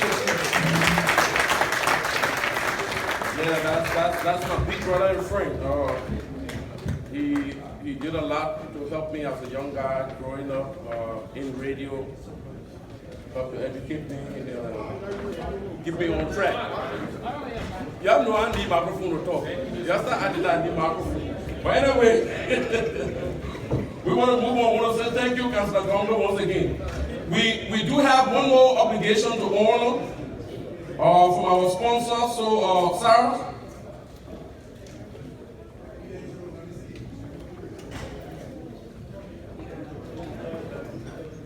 Sarah. Okay. While we wait for that, we want to call on our ambassador, our culture ambassador. Well, okay, Sarah is ready, so we're going to go into the ad.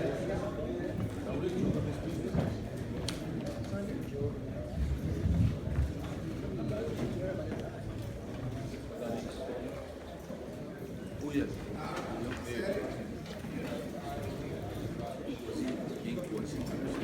Looking for a quality and affordable insurance company?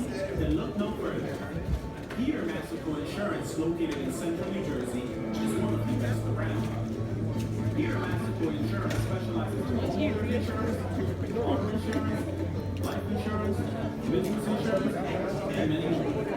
We even offer a free financial planning consultation. We partner with over 20 top-rated companies to make sure we provide affordable prices to our clients. We have a full buying staff to take your needs as well. Let Peter Mexico Insurance help you today.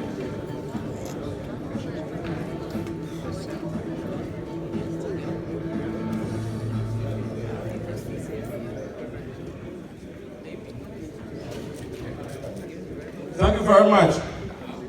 We all know right now we're going to see the real Julie Andy. Because earlier we started restrained Julie Andy. I'm not used to that Julie Andy. You know, being restrained by the attire she's wearing.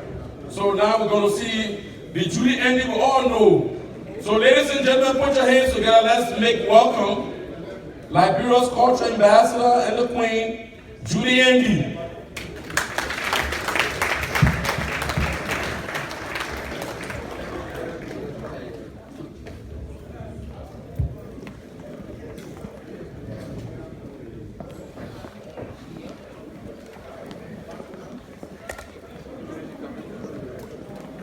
This is the Association of Liberian Journalists annual ball, and it's happening here in Minneapolis, Minnesota.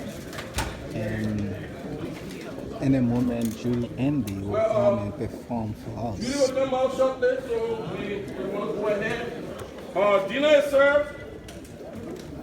So what that is happening, let me tell you something. Is it? Oh, well. Abraham Pikin went to school. He came by the end of the year, he failed in math. I think he had 30% average in math. So his mom was mad. Why you saying mad? I will beat you, I will beat you. He said, Mama, don't beat me. Oh. The teacher in the school didn't let me. He said, look at my report card. Oh, the other thing I got 18, 19, 18, 19. Why can't I have? I would have got 30. The teacher didn't let me. The mom said, what? Teacher in that school didn't like you? Let's go to that school. Went to the school, met the math teacher. He said, math teacher, why you like my son? The teacher said, I don't like who, Topa. Mom said, yeah, you don't like my son, Topa. He said, no, Topa is my favorite student. But the beginning, just fishing when it comes to math. We know math. And I will not pass it because I like it. The mom said, I beg you, my son, Topa, is the best math student in my whole family. The teacher said, watch this. He said, Topa, 1 minus 1 is how much? Topa said 5. Topa man said, hey, Topa, you were killing me. Topa, my son, I am Mama Teresa. If I put 1 color in your hand, then I take 1 color from there. Topa, what you will need? He said, Mama, that is all.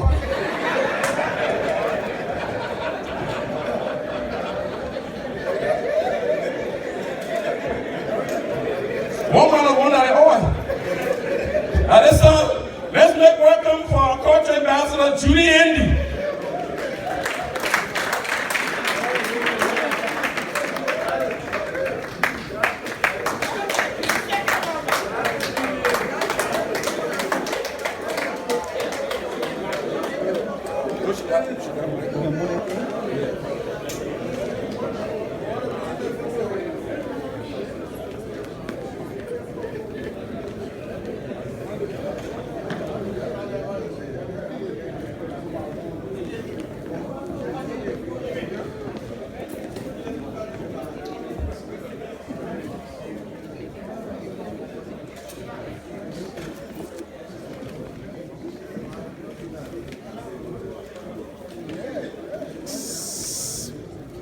Gonna come back, please. So we get a good chance. Gonna come back and get a good chance. Yeah.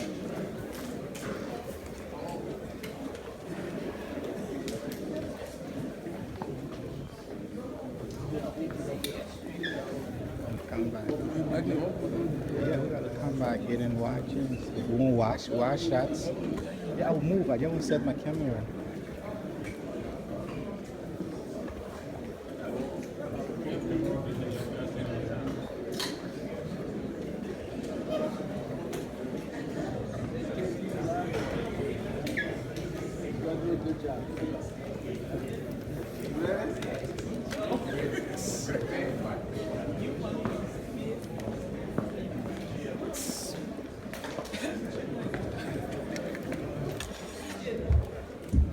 Thank you. Today has been a wonderful experience. Sorry I didn't hear everything that Councillor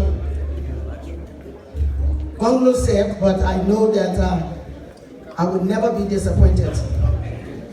So, today I had a section, and I think it was theoretical. Now we are going to the practical. And I want to take it back to a country that is so beautiful and rich, and we are very brave, Liberia. And this song is my original song. And if you like the song, I want you to clap. If you don't like the song, yeah, clap. If it's beautiful, clap. If it is not, clap. Because it's what? Liberia. And when it's Liberia, it gotta be good. Music.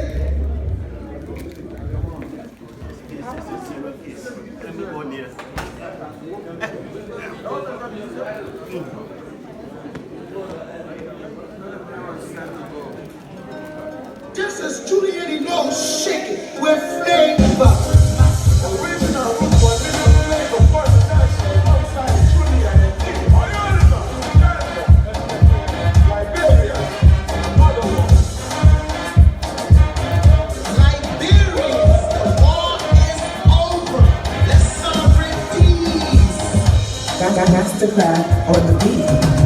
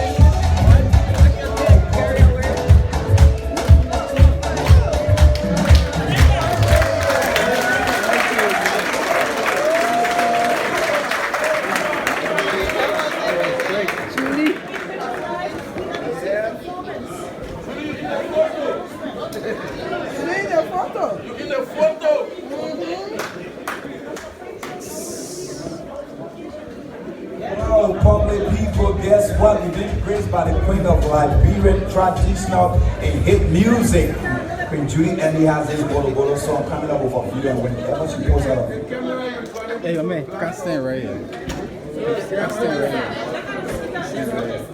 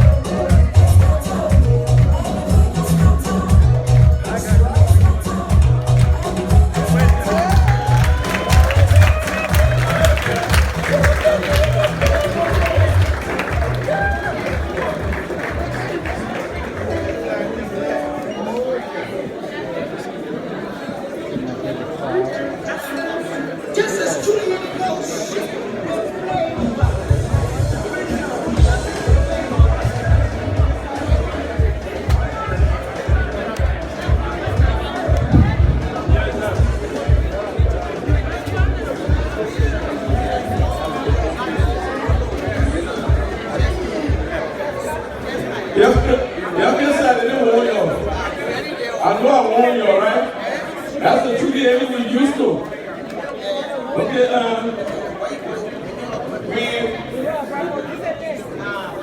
we're going to shortly go into our launch of Media Development Fund Drive.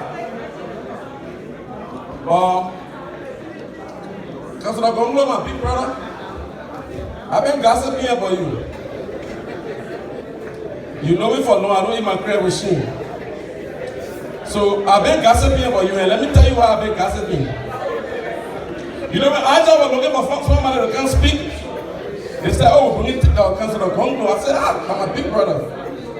You don't want for somebody to keep you on the edge of your seats and mesmerize you with good speech? You bring Councilor Gongo. If you're looking for money, you don't bring my papa because my papa ain't getting it. But it's been a long time coming, Councilor. So I don't know what they happening behind me. Well, I can't say the same thing I said then that I'm going to say now. But the only thing I was saying to you, we're having a fun drive. When you put color in our hair, when somebody take one for that, someone stay, leave no more oil.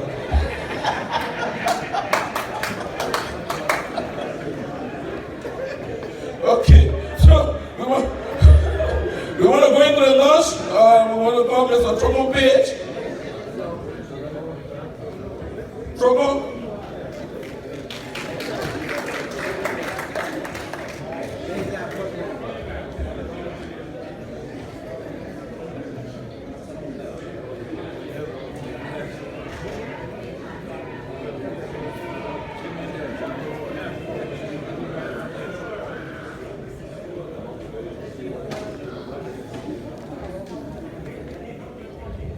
Thank you. Good evening, ladies and gentlemen.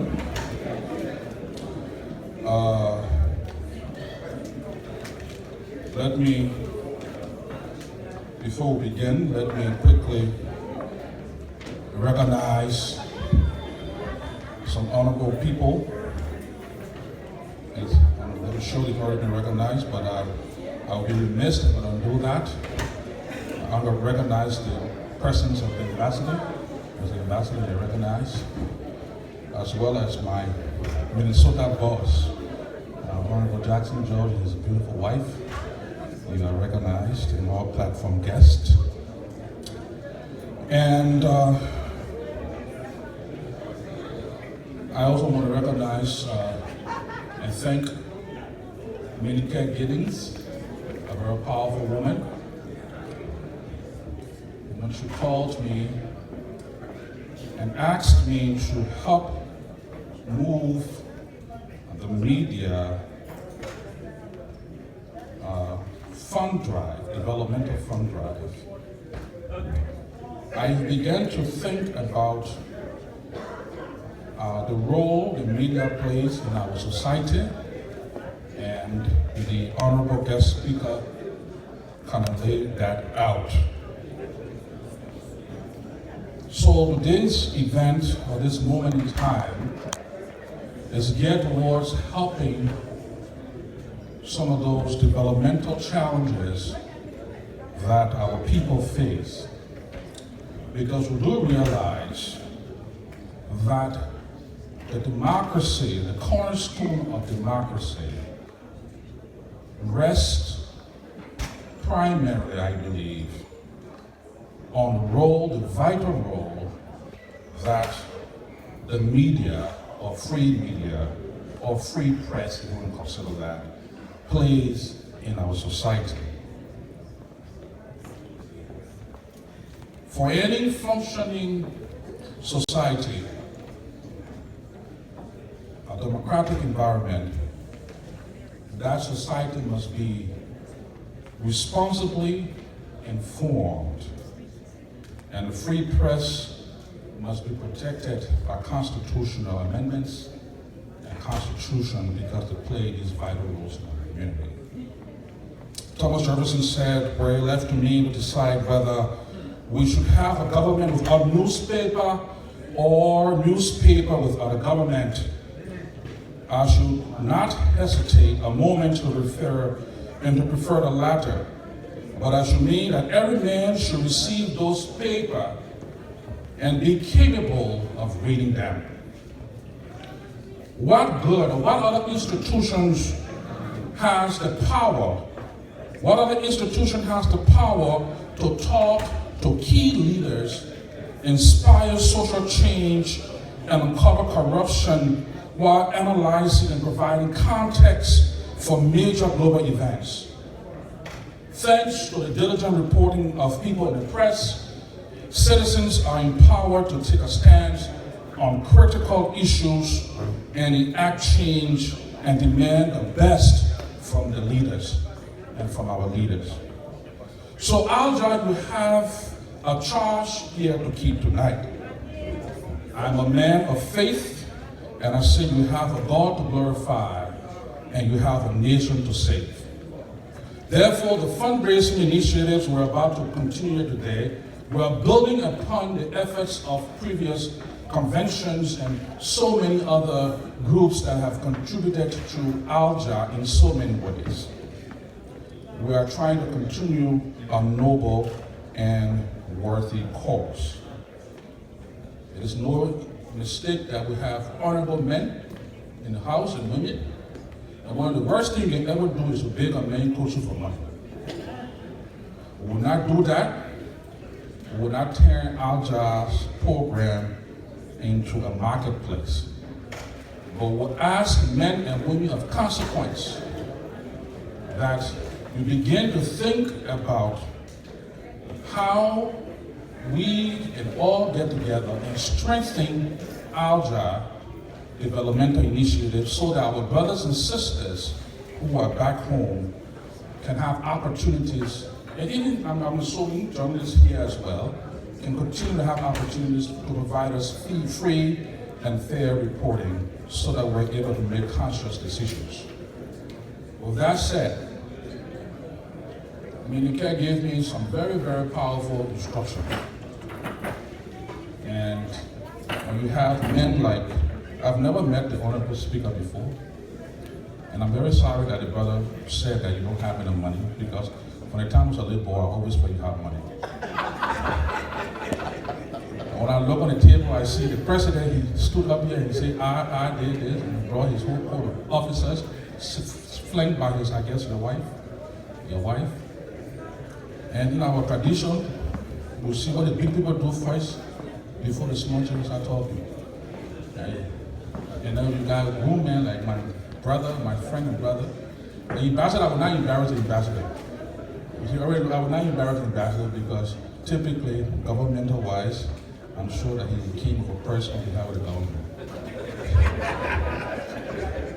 So, you know, I'm going to do that. And so I will call on, where is my okay, you're teaching it there, huh? Okay, so you got to decide where you're living. Can you in the kitchen or up here? Can someone in ALJA please connect me to the kid? Please. So as we're getting Minneapolis up, you know, when you think about all the things that are unfolding, we are in a very unique place in history of our country. Very good, Minneapolis, come up here. This is the woman who put me to this challenge. And this is my sister, I call her the powerful protocol.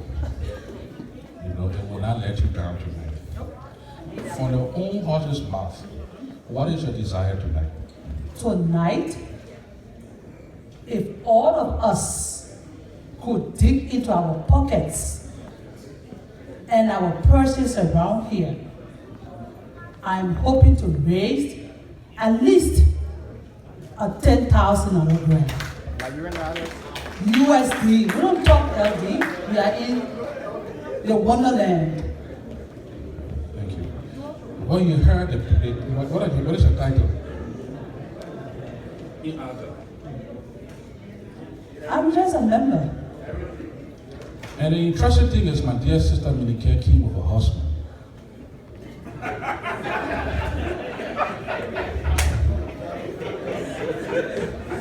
So we'll start with her husband first. He will never disappoint his wife. I doubt it, he's around here. Apparently he saw me calling you and he ran to the door. I guess so.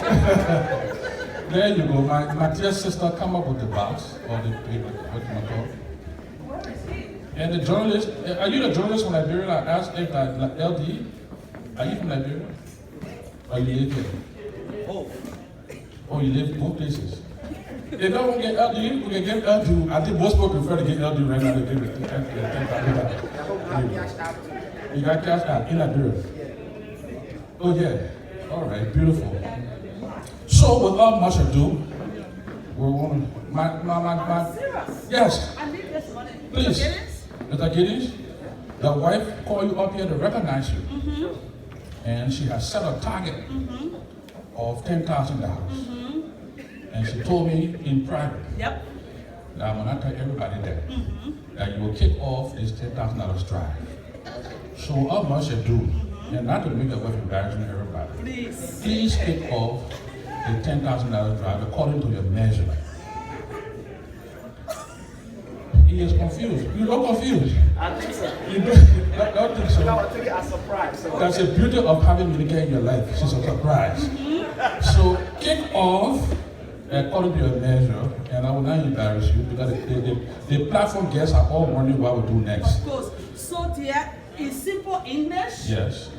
They are asking you to kind of contribute to this process, of which you haven't seen me in 5 days. Wow. You have been deprived of your wife for 5 days. So I think it's fair to say for every day that counts, it's $100. Yes. For 5 days she's been away. For every day it's $100. On behalf of my family, my wife present, with the 5 days we give $500.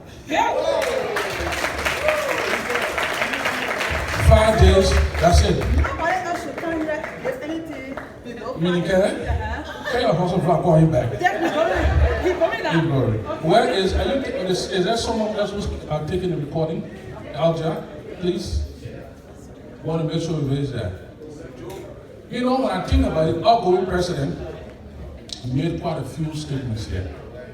And when you think about the sacrifices that he made, as he exits the global bush in a sense of societal bush, he will not leave untouched.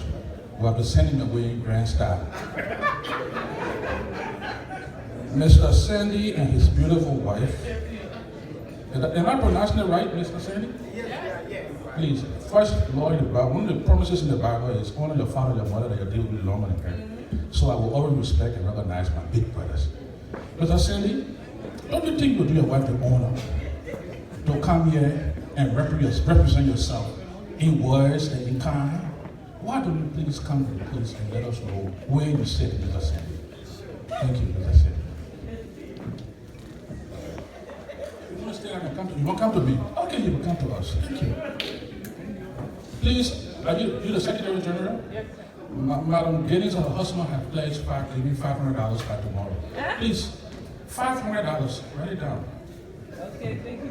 Thank you. Mr. President, I'm here. Mr. Giddings. Where is his wife? My God. When you see this woman, she's beautifully dressed, adorned, in clothing that probably cost more than $1,000. I like that too. Yeah. You know, when you're taking an exit, you go into retirement, what happens? The salary drops, right? So since I'm going to retirement, I won't be working full time. I have to survive on the little pension that will be coming. My wife and I have done this over the years. So we will commit $300. Thank you, my dear. Thank you. May God bless you. All right, so we'll keep moving along, and there are people I see around here. We have former commissioners here. We have former mayors here. Who was the gentleman who wrote the article, the legal scholar paper that got all the people in Europe and America wondering? What is his name again? The counselor that got the scholarly paper that you are using for scholarly review. You mentioned him here in this hall. Dr. something. I don't know, I've forgotten his name. Is he? He doesn't want to be recognized. Is he here? That's it. Counselor Babu. Now listen, don't let me be frank. The press, if you look, all I'm thinking about is if this was the White House. and Donald Trump was visiting, and they had a press luncheon or dinner. The people that attend these functions are not small children. The people that sit on the platform there is not small children. So let them be thinking there yet. Councillor, do us the favor, my brother. Step up here and demonstrate your legal worth. Not in the courtroom now. Mr. Councillor, we are raising $10,000. What do we have to say towards this?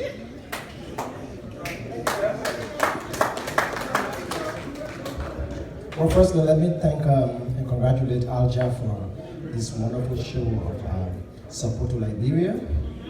I believe strongly that if we have another institution of this kind that will work along with us in Liberia, we'll do more than what we are doing. Therefore, I want to encourage you to keep on doing what you're doing. My president has not spoken, and it's a little bit difficult for me to speak. However, my president is someone who is very liberal, so I can speak, he will still speak. On that note, therefore, following Mr. Sandy and his wife, I would also give $300. Thank you very much.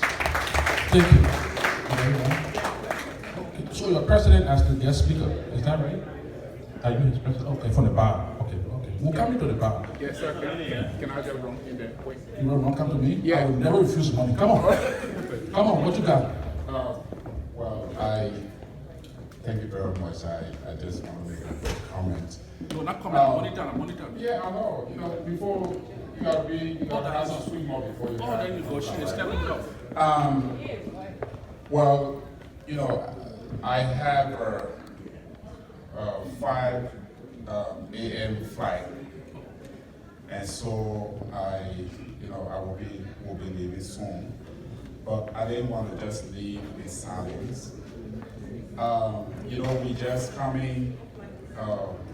I'm the only board member here for now, and I'm hoping that we will have other board members soon to join us so that we can kick off how we can start with this process. And my intent as board member is to raise money for the organization, to see how we can support the organization financially. But for now, on behalf of my wife and I, we will pledge the amount of $200. Thank you. And subsequent time, we will, build that up. So I just want to say, please forgive me. I'm very sleepy. I have to do other things tonight, and then I have to return in the morning. So that's just a quick thing I wanted to say before we take a leave. My wife has something to say. Well, I'm actually going to surprise my husband. In the spirit of gender equality, I'm going to match his pledge with $200 more.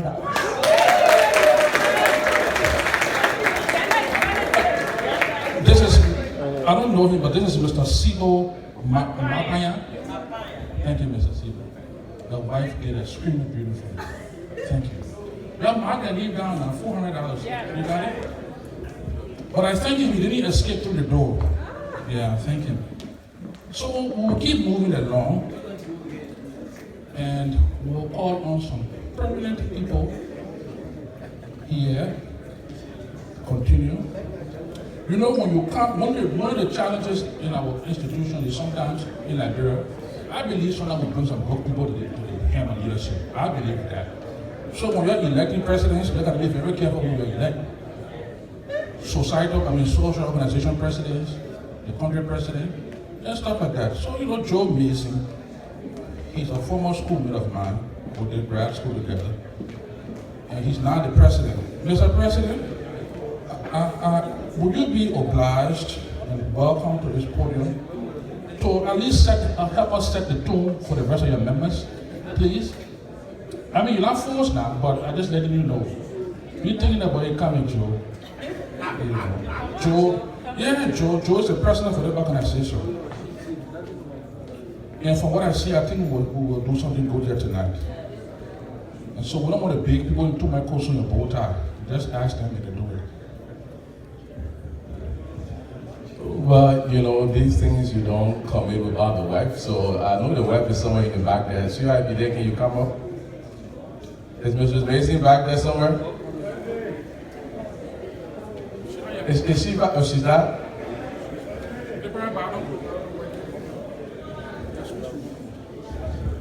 Please, I was hoping before Joe finished speaking that Abraham Bar would come out, the president for the OLM community, but he walked through the door. So somebody please get him. Abraham Bar. Oh, Erasmus is here. Erasmus, the interesting thing about Erasmus is the national chairman for the Unity Party USA and former chairman of the OLM board. Honorable Erasmus William, he's also, please come, my brother is speaking here, but come on Erasmus. One thing I like about Erasmus is, when you ask him to do such a favor, when he knows for the good of the community, he will do it. Erasmus, stop hugging that girl and come and give the liquor possibly leave. You will have enough time to hug. While he's walking up, my brother Joe Busy is consulting his partner. Erasmus come up. As a matter of fact, he's Unity Party chairman both USA and I think in Liberia. And we're not promoting Unity Party meeting here, but I'm just recognizing his title. And he's also chairman of OLM, former chair. Former chair. Oh, he chairs oh, his name is Mr. Immigration. He is coming up. Mr. Mason. Well, considering that I haven't gotten any pay yet, I just got hired today. It's really hard to figure out how much to give, knowing, well, I don't even know what my salary will be like. But that said, I just consulted with the wife, and normally, prior to me becoming the president, I would try not to outgive the president at the time, Moses. But now that I'm the president, the man done how many did Moses? 300? Yeah, I got to do more than the man. So on behalf of my wife and I, will do 350. Amen. Thank you. Mr. Erasmus, chairman of the Unity Party, a national, USA and Canada. Mr. Immigration. He calls himself Mr. Immigration. And one thing I know, he's not doing anything less than that. Mr. Erasmus. Williams. Well, ladies and gentlemen, let me take this time to extend my profound thanks and gratitude to every one of you here today. Your work continues to inspire hope. The reporting that you have done today have given rise to the unanimous call for the Truth and Reconciliation Commission to be established in Liberia. And it's only because of journalists who did frontline reporting. So I just want to take this time to appreciate the work you have done. On that note, I'm a very respectful child. Everybody knows me. Everybody knows me, I'm very respectful, especially financially. I, Erasmus, will not disrespect anybody here financially. I saw what the chief launcher did, and I saw other members within the hurricane. They were giving 300, 200. Who am I? Who am I to disrespect the authority? Because a Unity Party man? No jurisdiction. They say a famine greater than rain. So I came here, the other man get 200. Even though you're a board member, the only board member, a chairman. You want me to get it too? No. I got to call it in half. Right? And I fair one. The chairman get 2. Can I get 1? Can I get 1? I'll get 1. Mr. Erasmus, $100. And by virtue, just so you know, that the money should be available by the end of this week. So, okay. I'll give 1 for myself, Erasmus, and I'll give 1 on behalf of Nobel Financial. If you don't know, Nobel Financial is a money transfer company in Liberia. Well, I'm giving additional $100 for this announcement. So even if I pay $100 for 2 minutes, that's still a good deal. So enjoy it. On that note, Nobel Money Transfer provide money services to Liberia. If MoneyGram block you, you can go into any of the African stores. We are available, or just Google Nobel Financial. We also send food to Liberia. We pay for it, we deliver it to Liberia. Okay, God bless you, and we'll sponsor your next program. Thank you. $200. Erasmus William, $200, $100 for him on behalf of the family. We'll move on. There's another man that I understand that he's one of the founding members of this thing here, and now he's also president-elect. And I see him here with his beautiful wife, based on what I heard, Mr. Jackson Seaton. Mr. Seaton, I know you were laughing earlier, but I think it's only fair that you please come up. And I noticed that, is that the president's press secretary there? Right here looking at you. And you eating nothing like that? Wow. The president's office is here. That means he's represented, in a sense. So just prepare yourself. What is your name, sir? Solo Captain. Okay, I recognize a video of you, Mr. Solo. But anyway, I know he probably spoke with the president before coming. Mr. Seaton, I will not embarrass the Ambassador Patton. No one will call my name with Ambassador Patton.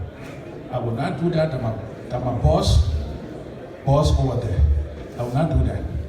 He will come on your own accord. Mr. Seaton? No, I will not tell him to give money. I will not do that to the ambassador. He will come on his own accord if he sees it fit. Yes, thank you very much. Yes, you know, in these kind of things, you got a whole consultation. So, honey, can you please join me here? But you know, I'm just the president of a local chapter. Yeah, and our honor man, the outgoing president already made a commitment. The current president made a commitment. I can't go above. I gotta go below. Because you know why? I am below. So, on behalf of my wife and myself, we'll give $200. That's $200. I think the floor is set at $200. I think the floor has been set at $200. You know, one of the things that happened uniquely in the country is this hall is blessed. We even have former president and vice presidents, family and all here. Mr. and Mrs. Monba, are they here? Are the former vice president family? Mr. and Mrs. Monba. Are they here? Oh, there he is. I forgot that they are dressed so beautifully. Don't you don't know where we're actually right here. Come on, my brother. He is the son of former Vice President Monba, Harry Monba. Come on, your husband calling you. Oh, he's the junior. Now, can you imagine how you're going to honor his father's memory here on this day? I mean, think about it. The junior boy of Harry Monba coming to speak on behalf of him and his wife. My brother, just do what you do for the old man.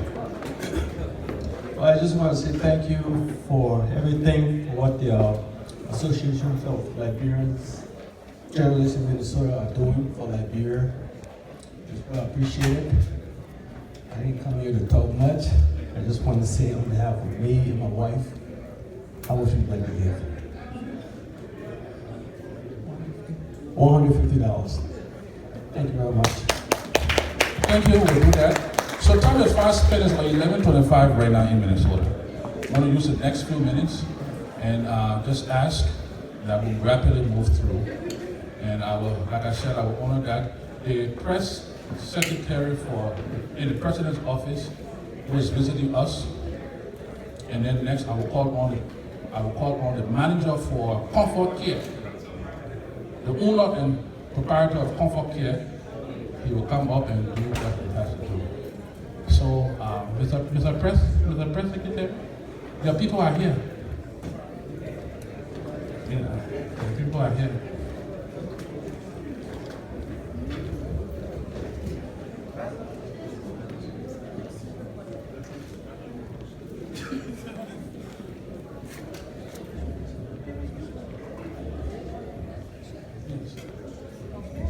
Well, I think you have already said the station set for $200.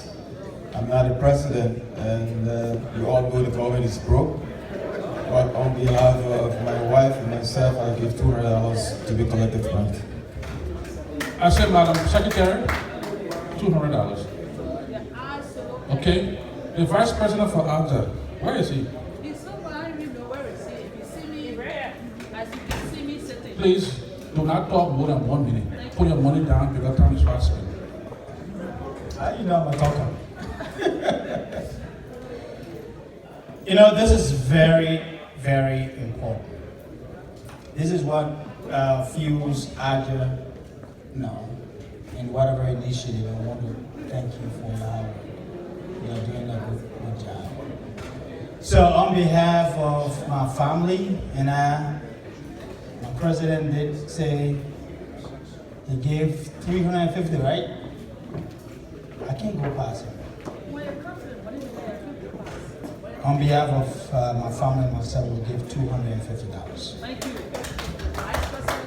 I don't know where the other group came from. You didn't go back to first, the other one business. But we'll keep going. Last but not least, what if people I want to call my big brother? He's Mr. Jackson George. He's the owner and proprietor of Comfort Living. Comfort Living. That means he lives comfortably. Mr. George, please come and tell the people what Comfort Care wants to give towards ALJA Corps. Comfort Living. And interestingly, this year, he was blessed with a beautiful wife, and I'm sure he will do the regular introduction. Thank you, Mr. Page. Is it the counseling? No. Because you don't from the counseling club, we don't make public donation. That's why I say Comfort Living. I understand. In addition to our donation, we will we'll make an additional donation that will not be made public. Good. Thank you. Thank you. The man are political men are he won't tell how much he did. Because he only he thinks he put it somewhere now. Okay. Thank you, Mr. George.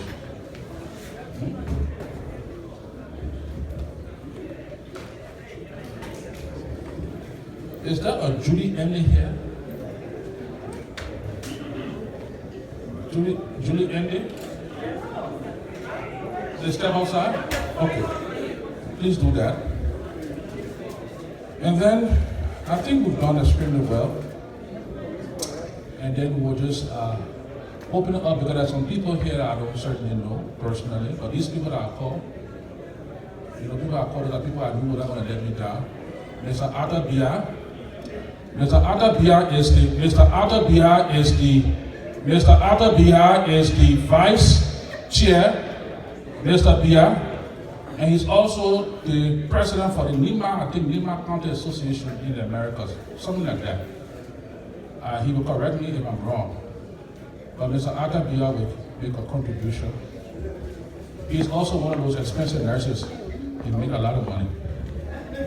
Thank you. I am a proud son of Nima County. I am not a leader. But I stand here on behalf of Nima County. And I also, if you can see in the bulletin, I'm one of the corporate sponsors. Our organization, the West African HIV Task Force. We want to let you know, as journalists, please help us get the message out there. Liberians have the highest rate of new HIV infection in Minnesota. So we want to partner with ALJA. Let's get the message out. That's one of the things we want to do. The current leadership, we are appealing to you to work with you. And I am just going to make the corporate donation, and I will do a donation on behalf of Nima County and on behalf of myself. Thank you.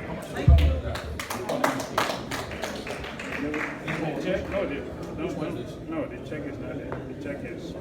So, I'm making a donation of $50. Thank you, $50. That's a number we'll work with. And he also got a check in there, so I don't know how much that is. Is that check part of it? The check has a memo on it, so they will see that. Now we have our cultural ambassador. Yeah. Can you imagine that? This guy is singing with Flavor Flav. Now he needs a flavor? Yeah, flavor. Okay, flavor. But before I call her name, how much where are we now? Where go do they know that a man that represents the whole of Norfolk County? If you get Norfolk County representing you, voting for you, you finish winning election. So, Cecil Boya is the president for the Norfolk people in the Americas. Vice President. Vice President? Okay. Cecil Boya is also a teacher for the Banquet Park School. Board member of all them. His wife is dead. But I'm sure I'll spend only less than $500. I'm not coming there, he doesn't big high. He will give at least $500 when he comes, when he's working, at least $500. So, which one am I representing right now? OLM, Norfolk County, the teacher? Because it depends on which one you take though. If it's a teacher, it's a broke one. Okay. I am the National Vice President of the Federation of Blue Fire Associations in the Americas. Last night we spoke about that, but I'm not here as there tonight. I'm here as Sisi Goya, the husband of this lady who's also is a member of the for ALJA, and she's a journalist. And so because of that, I will let her speak on how much we're going to donate, because our group, like we keep saying, so how much we're giving them money? The man is the head of the home, so. Okay, so for the Goyas, we will give 150, and for Norfolk County, we'll add 50, so that's 200. Now the lady that is singing with flavor. Now small woman, for you to brief and take her to sing the flavor. Julie Andy. Ambassador, I'm sorry, correction. Now Ambassador, please come up. And she's beautifully doing our red, white, and blue. Of course. I'm sure it represents our country color. Is that right, Madam Ambassador? Yeah. She's confused. I know she's confused. I know. She's never confused. Yes, she is. Your people. Ladies and gentlemen, it's about $2,200 US from Liberia to Georgia. And then another $469 to Minnesota. And the hotel is $200 per night. The costumes that we wear is expensive. The perfume, expensive. And so my ambassador is here. I'm safe and protected. I have my Consul General here. I'm protected. Moses Senyi is here. I'm protected. So when I look around the room with journalists, I'm protected. Freedom of speech. Freedom to not spend money outside of budget. Just cool with me. Liberia is getting better. Let us pray. Peace. Peace for Liberia. Let's join hands and celebrate Liberia. Thank you. And so, having said that, Thank you. I don't know the American currency, but I know the Liberian currency. So, each county in Liberia, the 15 political subdivision of Liberia, I want to say peace for ALJA in Nima, peace for ALJA in Bon, peace for ALJA in Magidi, in Bapolo, in Cape Mount, in Bomi, Grand Bassa, Riverside, Grand Cruz, Sino, Maryland, and you understand I'm saying River G, Grand Giga, Montserrat County, peace for Liberia. So each of those counties will give like 100 Liberian dollars. That's about 1,500. Thank you very much. And we give it to the office in Monrovia. God bless you. I love you. Peace. Shalom. Shalom now. Shalom.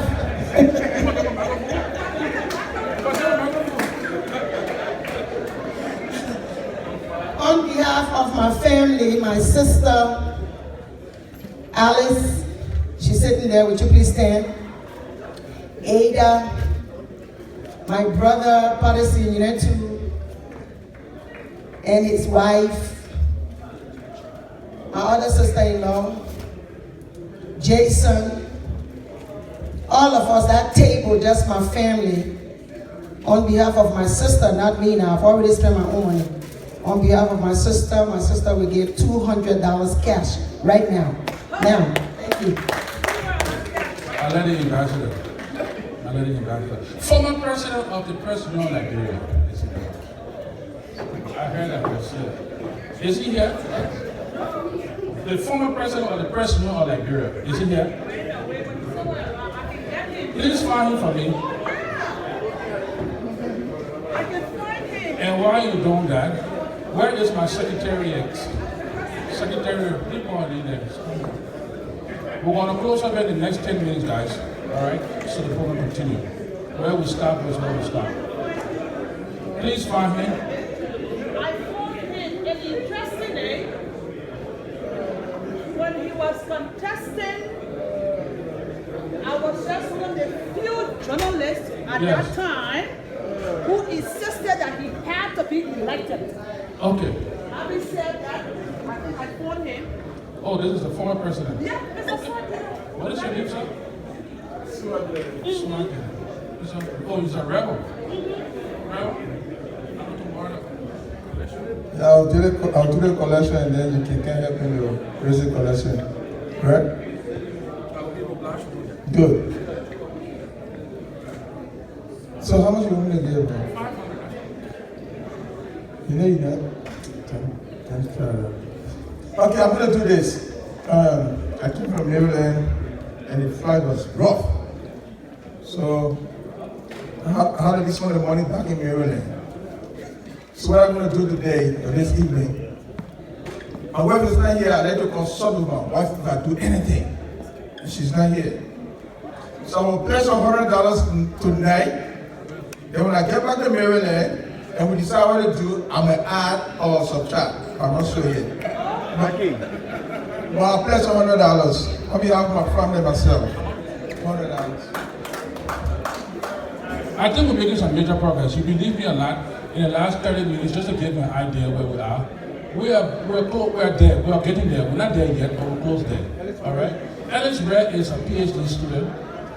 Went through PhD. Oh, graduated. I'm sorry, I just want to make sure you're paying attention. The Reverend Doctor, what have you to say with all that PhD money you got? And then we'll pause probably in the next 2 minutes and then allow people to come up. Thank you. We know ALJA is a very noble organization, and I'm a founding member of ALJA. And I applaud the contributions everyone has made today. On behalf of my family, we would like to contribute to ALJA $500. Please, Mr. Reverend Ray has contributed $500 to this supporting cause. Okay. Well, how much to do? The MC is coming up, he's about to give. How much is he about to give, my fellow? All right, so the MC just came out, asking how much he forgot. You gonna tell me how much you bring in? How much you got? I will give it to the retail and put it there. You will not be more. So before we just close in the next few minutes, there are individuals, I don't want to take out into the whole time for that. If you have opportunity to give, I want to give the opportunity, but I want to close up at this point.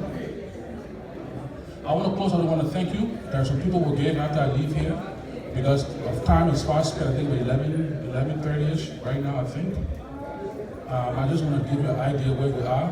Madam Recorder, can you let us, the people know where we've raised so far? Thank you to everybody for your contribution. We were able to raise $4,000. Thank you. Okay, and that doesn't stop other people from coming up to contribute. We need 10,000, we have 4,000.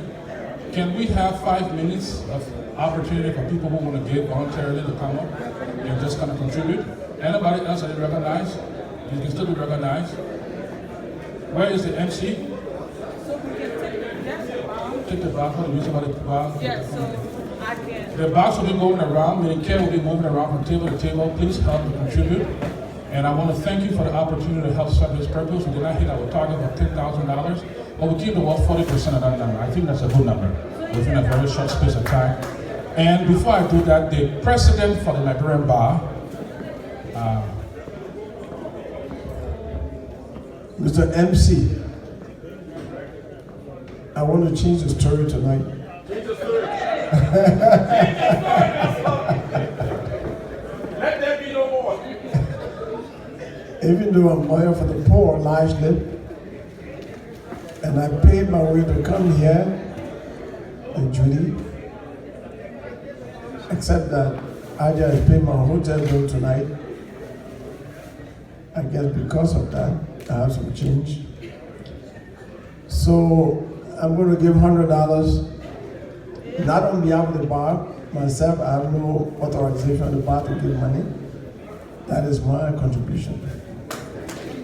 I think I changed the story, right? Okay. So that puts us, where's? All right, again, I think we've done well. I think we all, even though some of you have not given the money yet, but I think you paid to enter here. So one way or the other, you contributed towards the cause. Truly was the cause. What must you do, you know, unless Mr. Ramsey Moore want to talk, but I think we're closing it up. Mr. Ramsey Moore, did I recognize you? I can recognize, please, Mr. Moore, you have something to add there? Oh, don't forget, he's a former diplomat too, huh? That diplomatic, we're talking diplomatic code. Who is he? Livingstone, Mr. Livingstone. Mr. Livingstone? Just, oh, Secretary General of the Bar. Oh, okay. I'm sorry, all these diplomatic and big people in the government, I don't know all of them. I've been here for quite a few years. I said, when they come from Liberia, I need that money. We got money, no money. Thank you. Just put it down and calculate it. All right. So, much ado, ladies and gentlemen, I want to thank you for indulging me and having the opportunity to do that. We set a target of $10,000. We raised a little bit over $4,000. I think we all can be grateful that we raised over 40% of target tonight. So again, Mr. President, thank you for allowing me to do this. Our outgoing president and Mr. New President, thank you. I hope you have a wonderful time. And DJ MC, thank you for your time. Thank you. Thank you very much, Children. Please, children know how to pull money. We like that. Well, ladies and gentlemen, you have bought your plane tickets, you have packed your luggage, you've checked in, and now it's time to board the flight and take off. So please, put your hands together all over this hall. Let's make welcome ALJA's President, Mr. Joe Mason.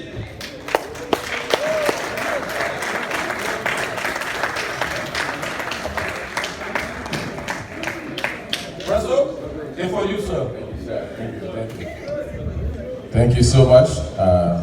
Thank you very much.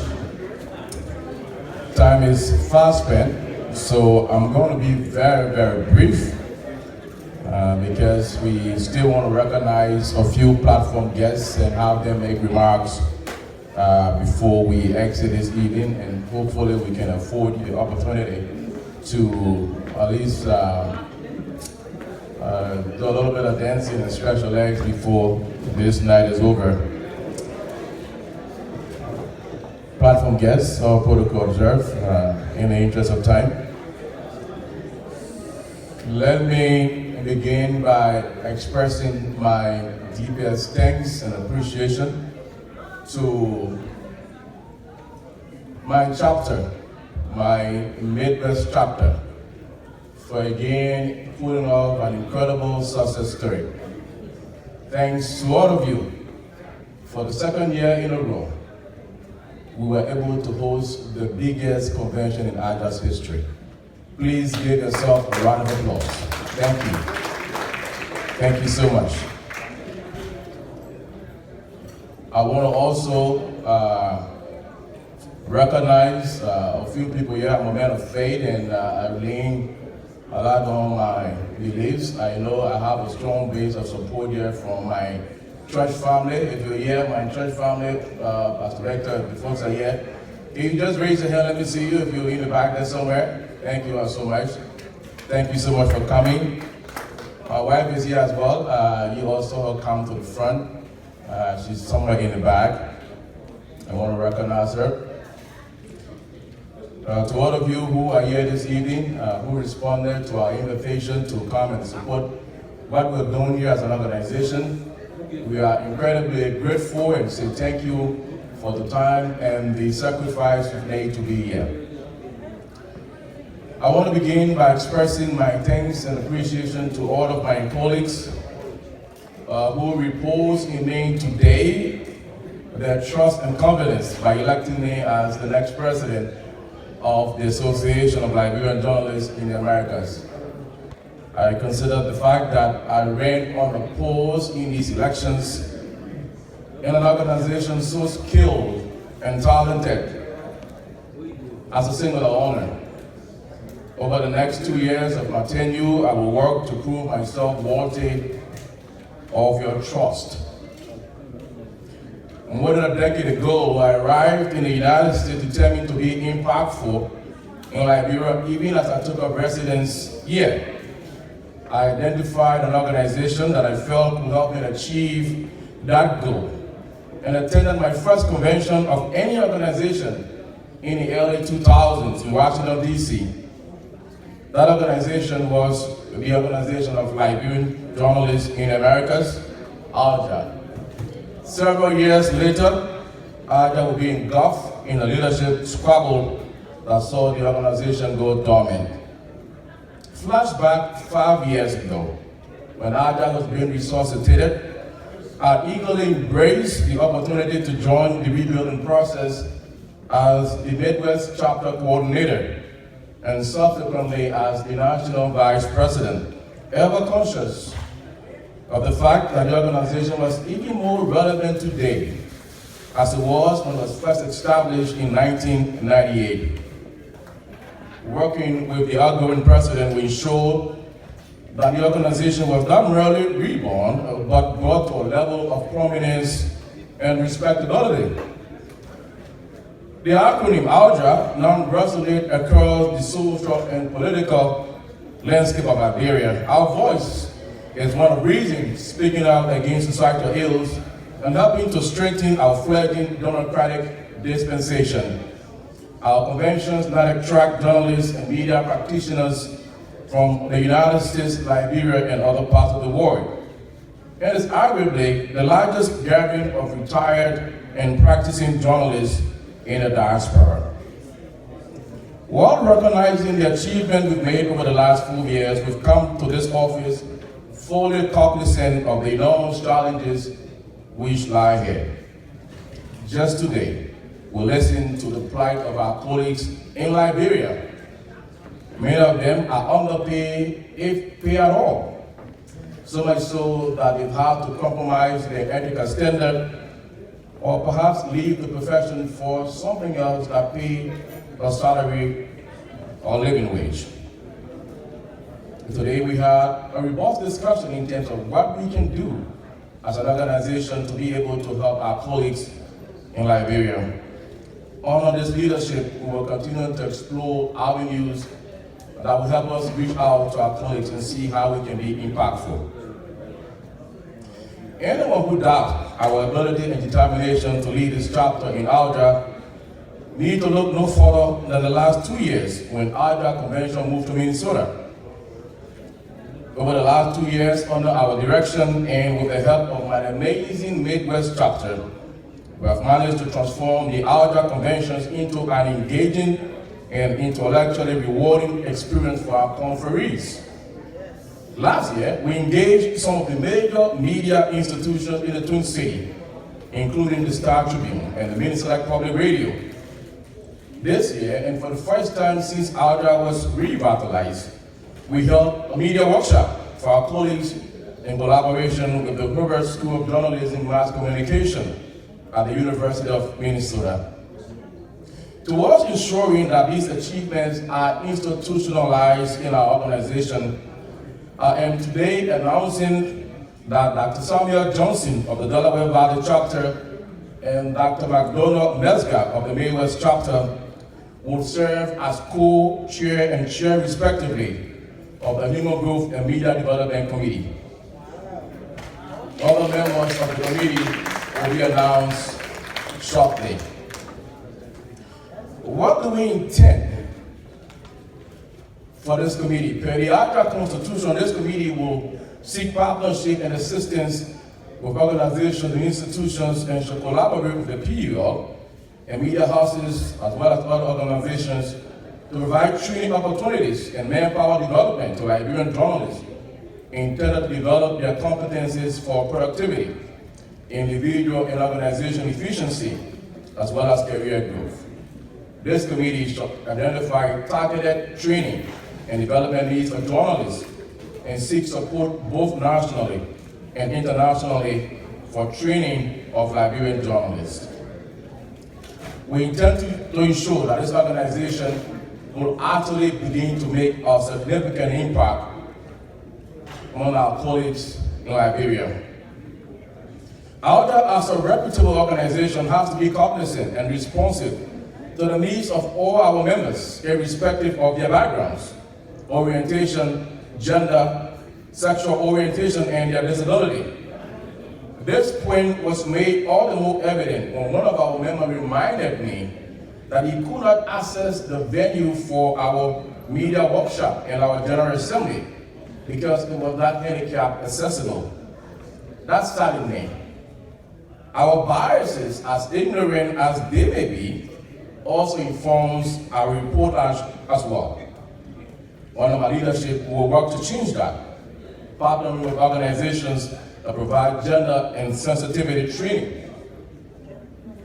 As someone who has a son that has special need, ever cognizant of the difficulties they go through, and so we as an organization have to be mindful that we have individuals in our midst who come from different backgrounds and be responsive to their needs as well.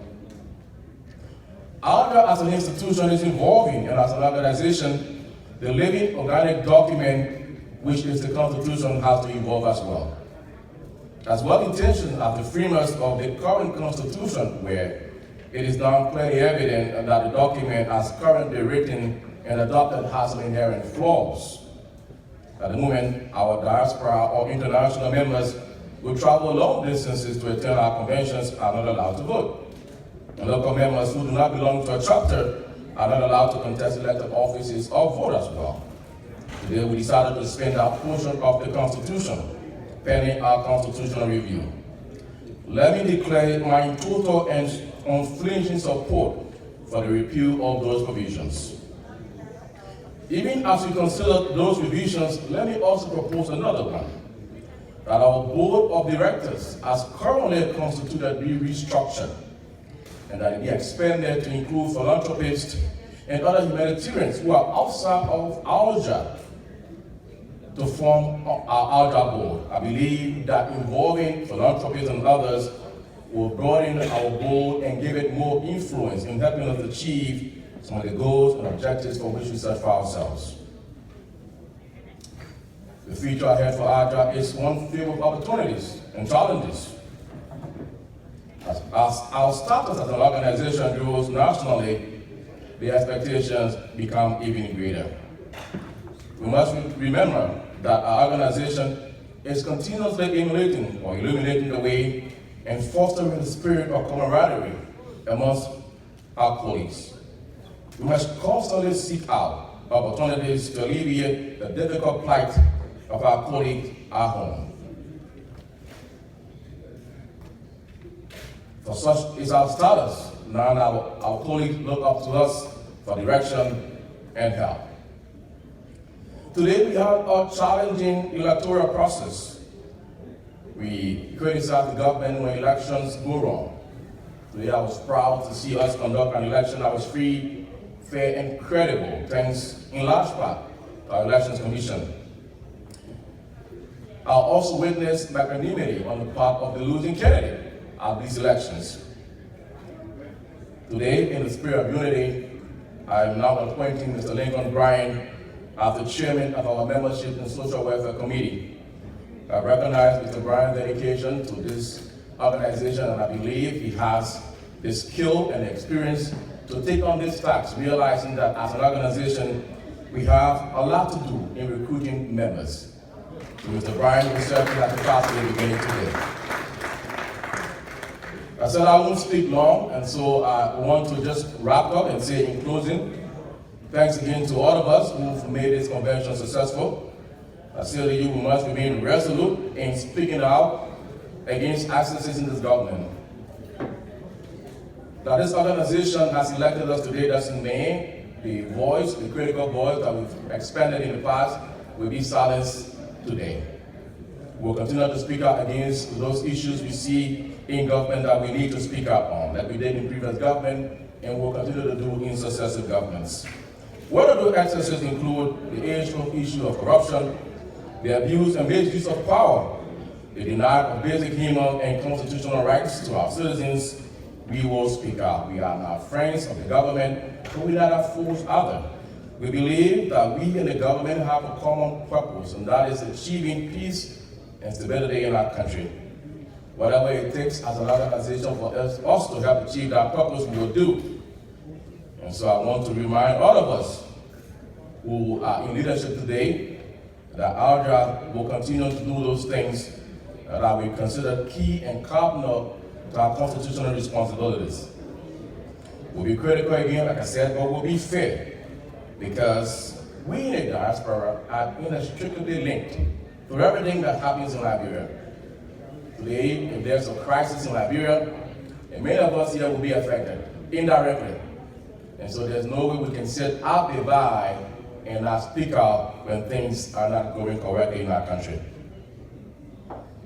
As an organization, our strength depends on the commitment of our membership. So again, I ask for renewed commitment of all of you here tonight. We cannot do this on our own. We need all of you to support this journey we began. ALJA is poised to enter a new chapter. And with this new leadership, we are quite up to the task. And I say thank you for entrusting us with the leadership of ALJA. I say thank you for giving us this mandate to chart ALJA in the next direction. And I pray that God will give us the guidance and the wisdom to be able to achieve these objectives. Thank you so much. Before I take my seat, I cannot conclude these remarks without acknowledging and giving the flowers to my predecessor, my immediate predecessor. I noticed he was up here, and for a moment there, I thought we were not going to relinquish the stage. I tell you how hard it is to leave power. The man spoke for over almost an hour. I thought he was the guest speaker. So Moses, I ask you to just come up. And as he does so, please give him a round of applause.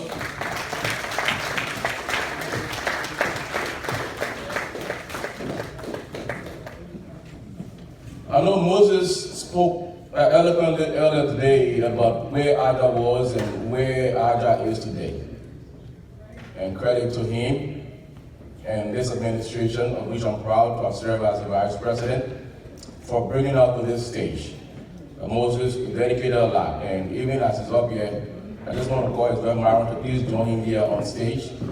Today, as we begin this new administration, it's fair to give him his due credit. So Moses, I want to congratulate you again and say thank you as you go to retirement. I'm looking to see what the retirement fee will be, so that when I do retire too, hopefully we'll get my retirement benefits. Can someone please get us the plaque, please?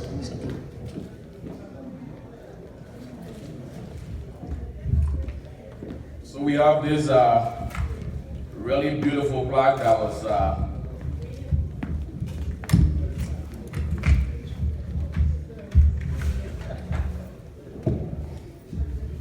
there is it. It says Association of Liberian Journalists in the Americas, ALJA, presented to Moses P. Senby for exemplary leadership of the Association of Liberian Journalists in the Americas, ALJA, 2015 to 2019, October 5, 2019, Minneapolis, Minnesota. Again, Moses, we urge you to hang this in your office or in the house somewhere, and so that whenever you look at it, you think about the sacrifices you made for ALJA, for bringing ALJA to where it is today. We know you are not going anywhere.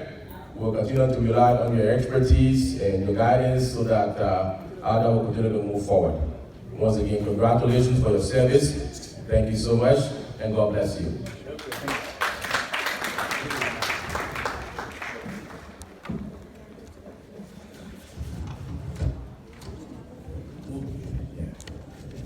Yeah, and Moses should have done something earlier, but I think he got talking a lot and forgot. So and I'll give you the microphone this time as president. I order you, Moses, not to talk for 2 minutes, more than 2 minutes. Please. One second. There you go.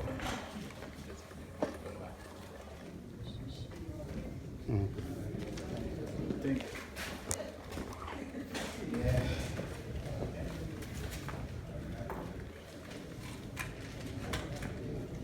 We just want to correct a mistake we made earlier. And Joe, I want to say thank you to the ALJA family for the honor rendered me tonight. This did not come by easily. It came as a result of team support, and Joe Mason was part of that.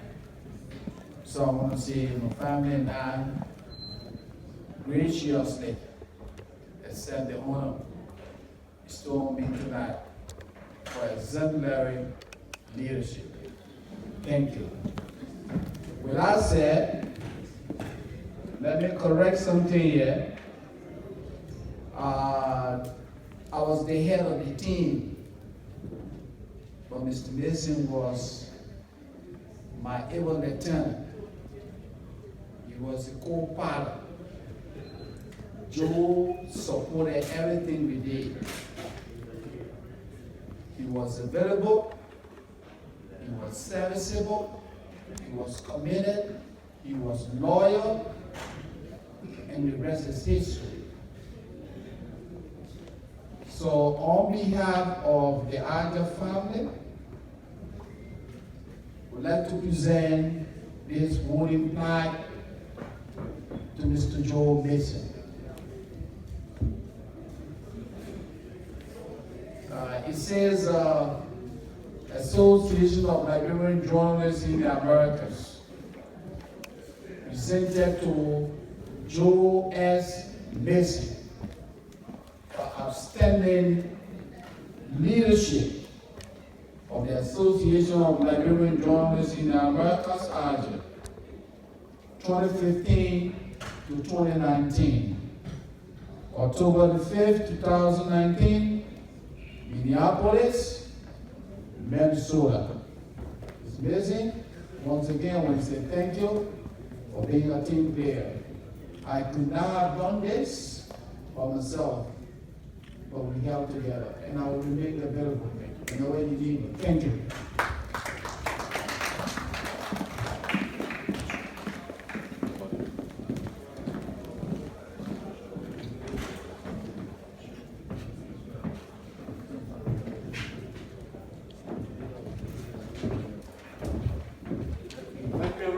We want to move on as quickly as we can. At this time, I'd like to call on Mr. Dennis Cote of the Coalition for Justice in Liberia for a special recognition.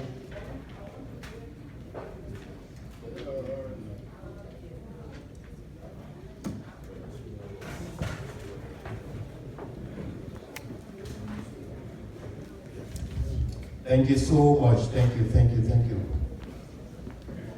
Our ambassador, presidents, members of other government officials, our guest speaker, officials and members of ALJA, distinguished guests, ladies and gentlemen, all global observers.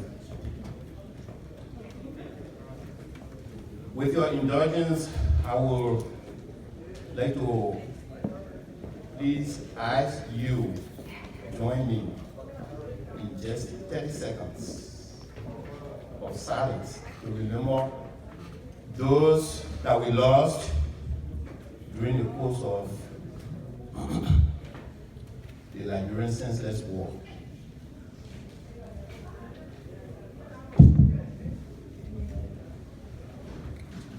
Thank you, and thank you, ALJA, for allowing me to be here tonight.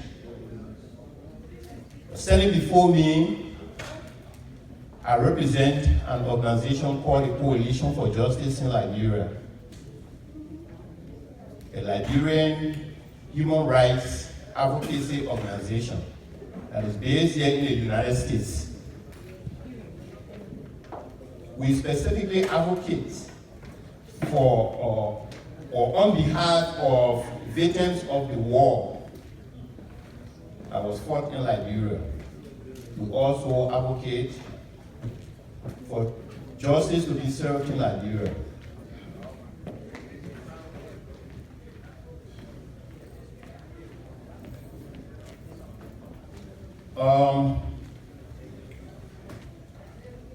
Standing here right now, we recognize the fact that I don't want to take most of your time because the time is already gone. So I'm just going to make it very brief.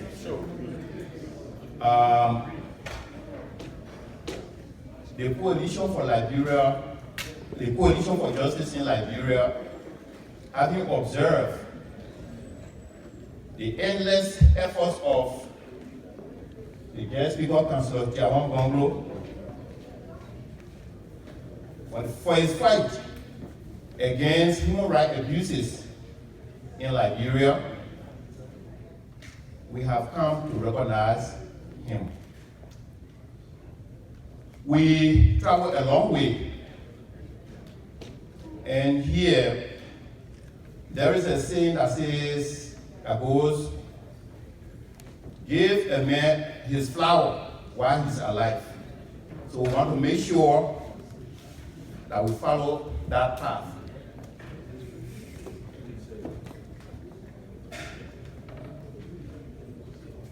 Councillor Bonglo? It's better, I cannot feel it. I think you need to help me. The Coalition for Justice in Liberia having recognized your persistent efforts to fight human rights abuses in Liberia. We present this gift to you, a special one, to say thank you and don't give up.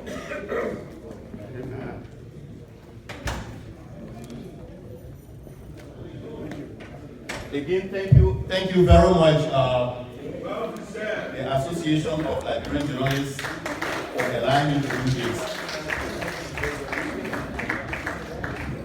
Thank you. We want to move along again as quickly as we can. I will keep emphasizing that so people that are coming up with logo want to move along as quickly as we can. At this time, we're going to have remarks from the Board of Directors of ALJA.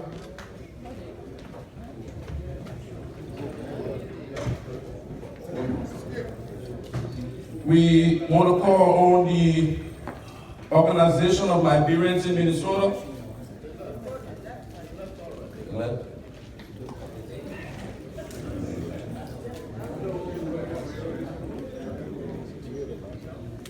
So then we have the Liberia Ministers Association. Now I have to talk too much. We want to call on Mr. Solo Cabet. Solo is the current press secretary to President George Weah. Solo.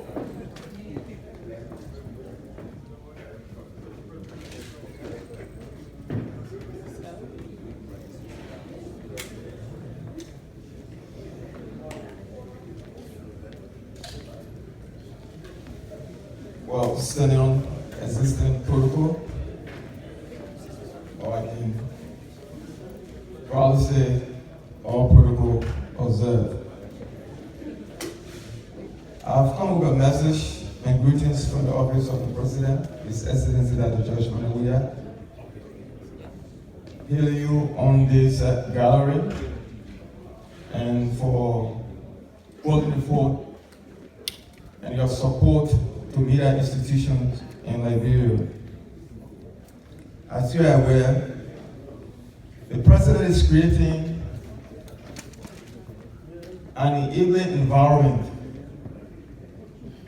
for all of us here to contribute to the development of our country.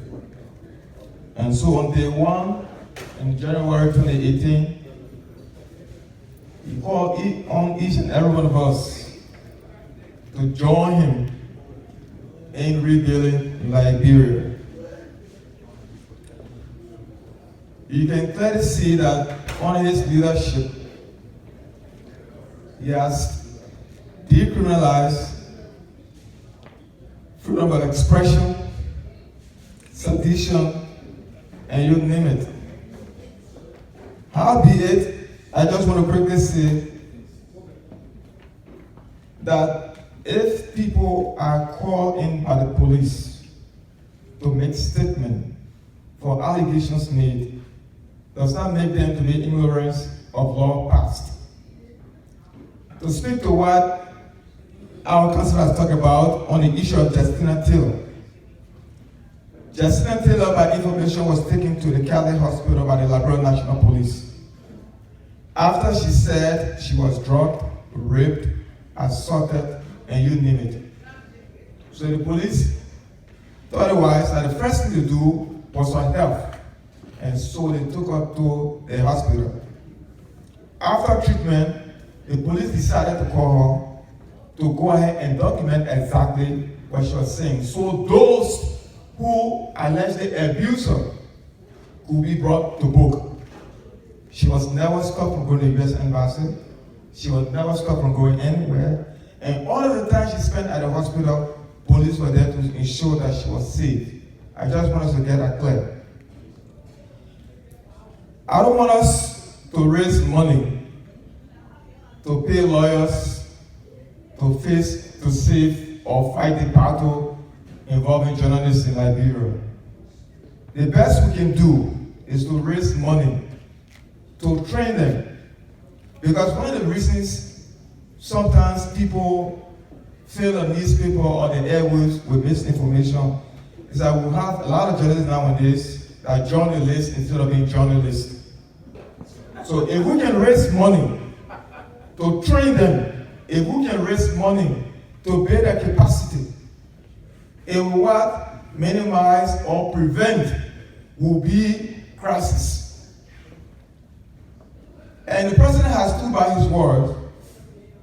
And today's date, no political prisoners we have in ourselves, no journalist has been beaten or arrested.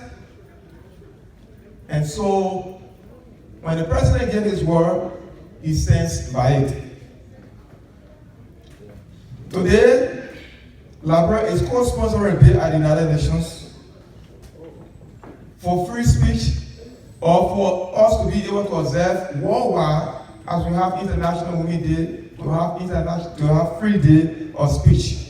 And that is before the General Assembly, and that will be debated or discussed and possibly passed on the 15th of this month.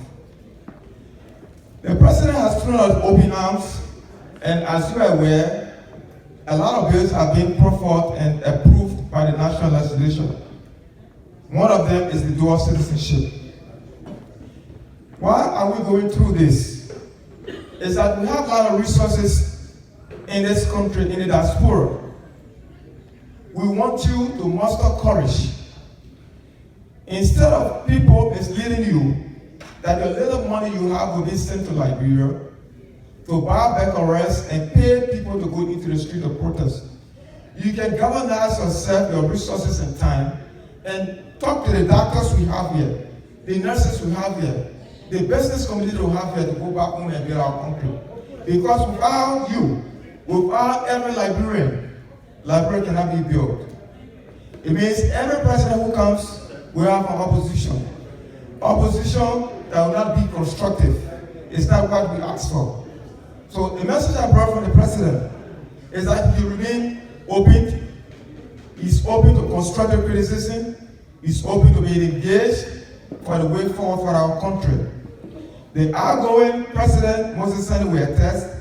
On several occasions I called him.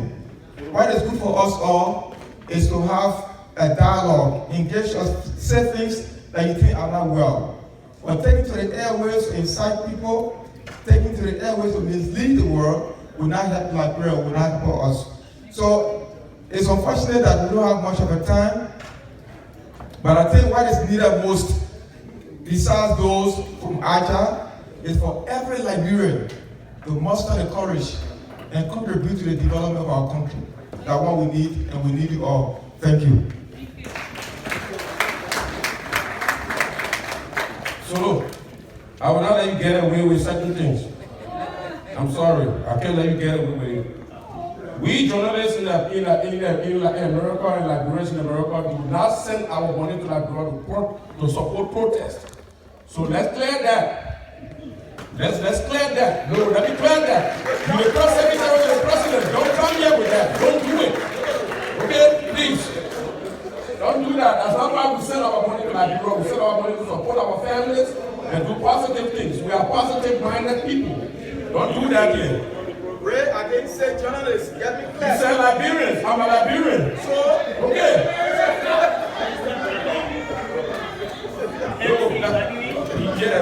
We gotta put some things, we gotta play off the things. We don't do that. We want to move on with our program. That's what we're going to do. So at this time, we want to call on the Honorary Consul General of the Liberian Consulate in Minnesota, Mr. Jackson George.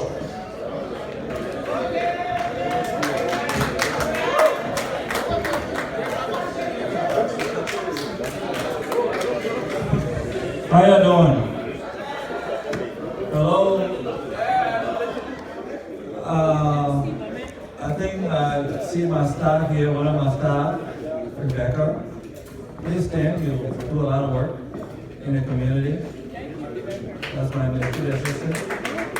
All protocol observed. The fact that the ambassador is here, I won't be able to make any remarks. I'll call on the ambassador to come up and make your remarks. And I also have my wife here, she came to be here. So the fact, again, when the ambassador is here, Minnesota, that's how we do it. How you looking? So ambassador? Thank you, Judge. I was going to say something, but because you're here, I can't see. Never mind. Thank you, thank you. The time I spent, all protocol observed. I am going to be very, very brief because the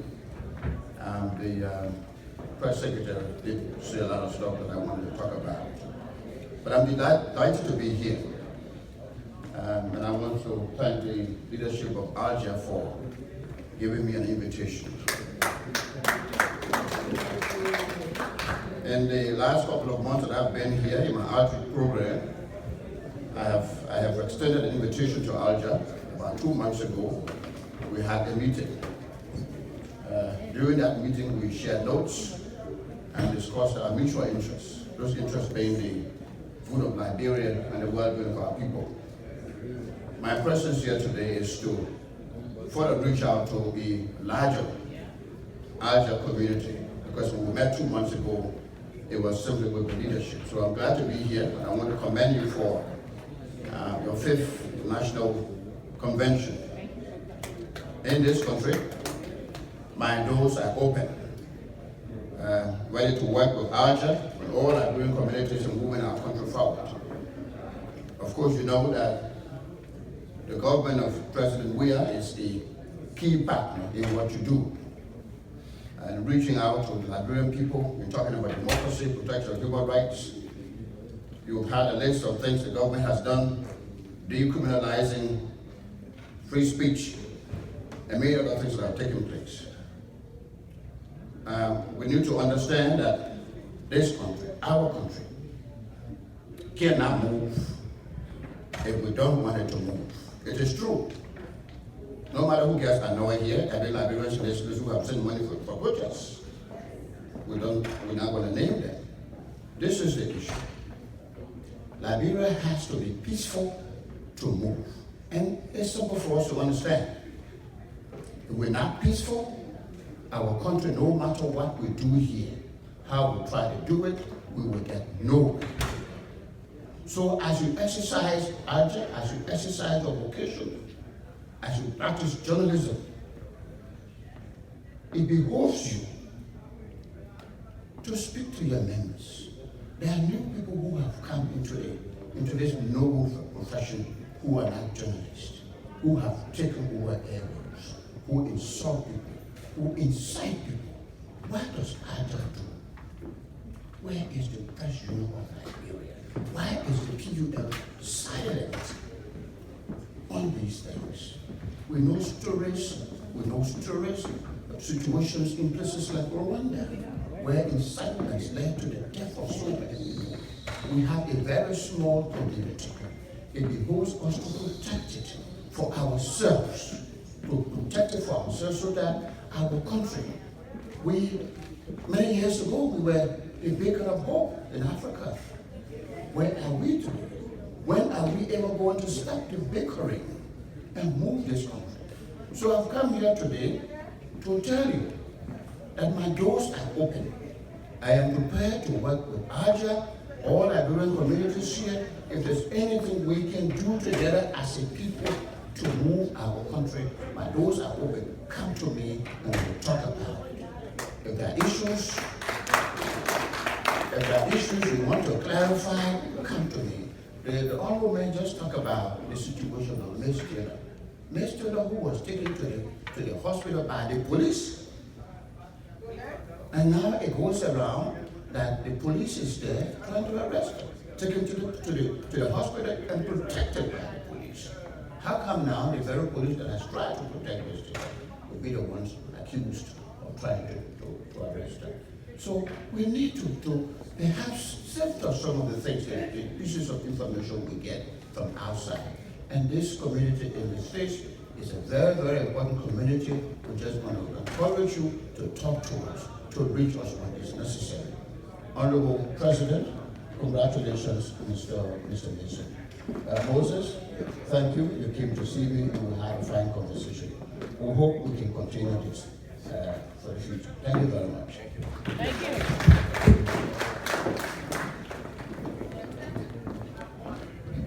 Thank you, Ambassador Patton.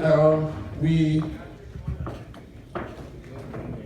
want to have acknowledgement by Mr. James Fossicourt.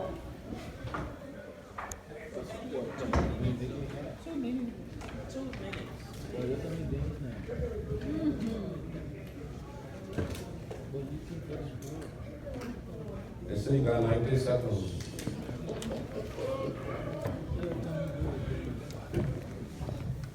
I didn't expect this.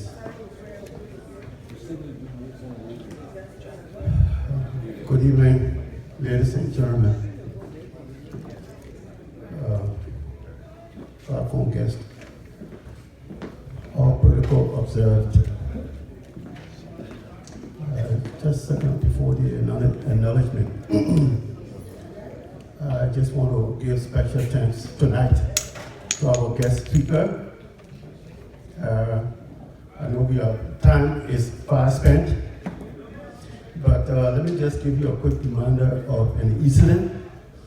In 1994, September, General Charles Judo slipped into the country and seized the executive mansion. There was an armed struggle there. General Judo and his men occupied the mansion 24 hours. I was among three journalists that entered the mansion. We interviewed General Judo. We did carry out a report, series of articles in the Inaugural newspaper. Eventually, we became the focus of investigation by the government, by the West African ECOMOG peacekeeping forces. It was tough for some of us. Lawyers were contacted by the Inquirer newspaper here and there. They all kind of cowered. Nobody was willing to take any risks to go to trial and defend us. It was who? Councillor Tion Bongo. Can we please give you another hand clap? I want to talk about this today so that we will know. Nobody knows tomorrow, although I pray I'm going to live long. So let me just stop there. But it was tough. He and Councillor Bian Howard, all the other lawyers, according to my information, refused to come out and defend us. It was only the two of them. So, when I hear about intimidating lawyers, if anyone talks about intimidating lawyers in Liberia, they are among the lawyers are considered intimidating. Another hand clap, please. Thank you very much. We just want to, on behalf of our chapter and the national chapter of ALJA, we want to tell you thank you very much for honoring our invitation to come here, join us tonight, rejoice with us, celebrate freedom, unity, and peace in Liberia. We thank the platform guests. We thank all of you for coming and attending this program. We also want to tell our ambassador of culture, Judy Andy, thank you for being a part of this program. We appreciate all of you. I cannot go on naming people one by one. Time is fast spent. Please forgive me. We thank you very much. We thank all of you for joining us. Thank you again.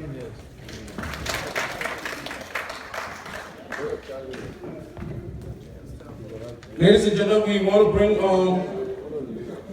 this to a close at this moment. We come to the end of the 5th annual banquet and ball of ALJA. But before we go, I'd like to call on Reverend Dr. Alexander Red to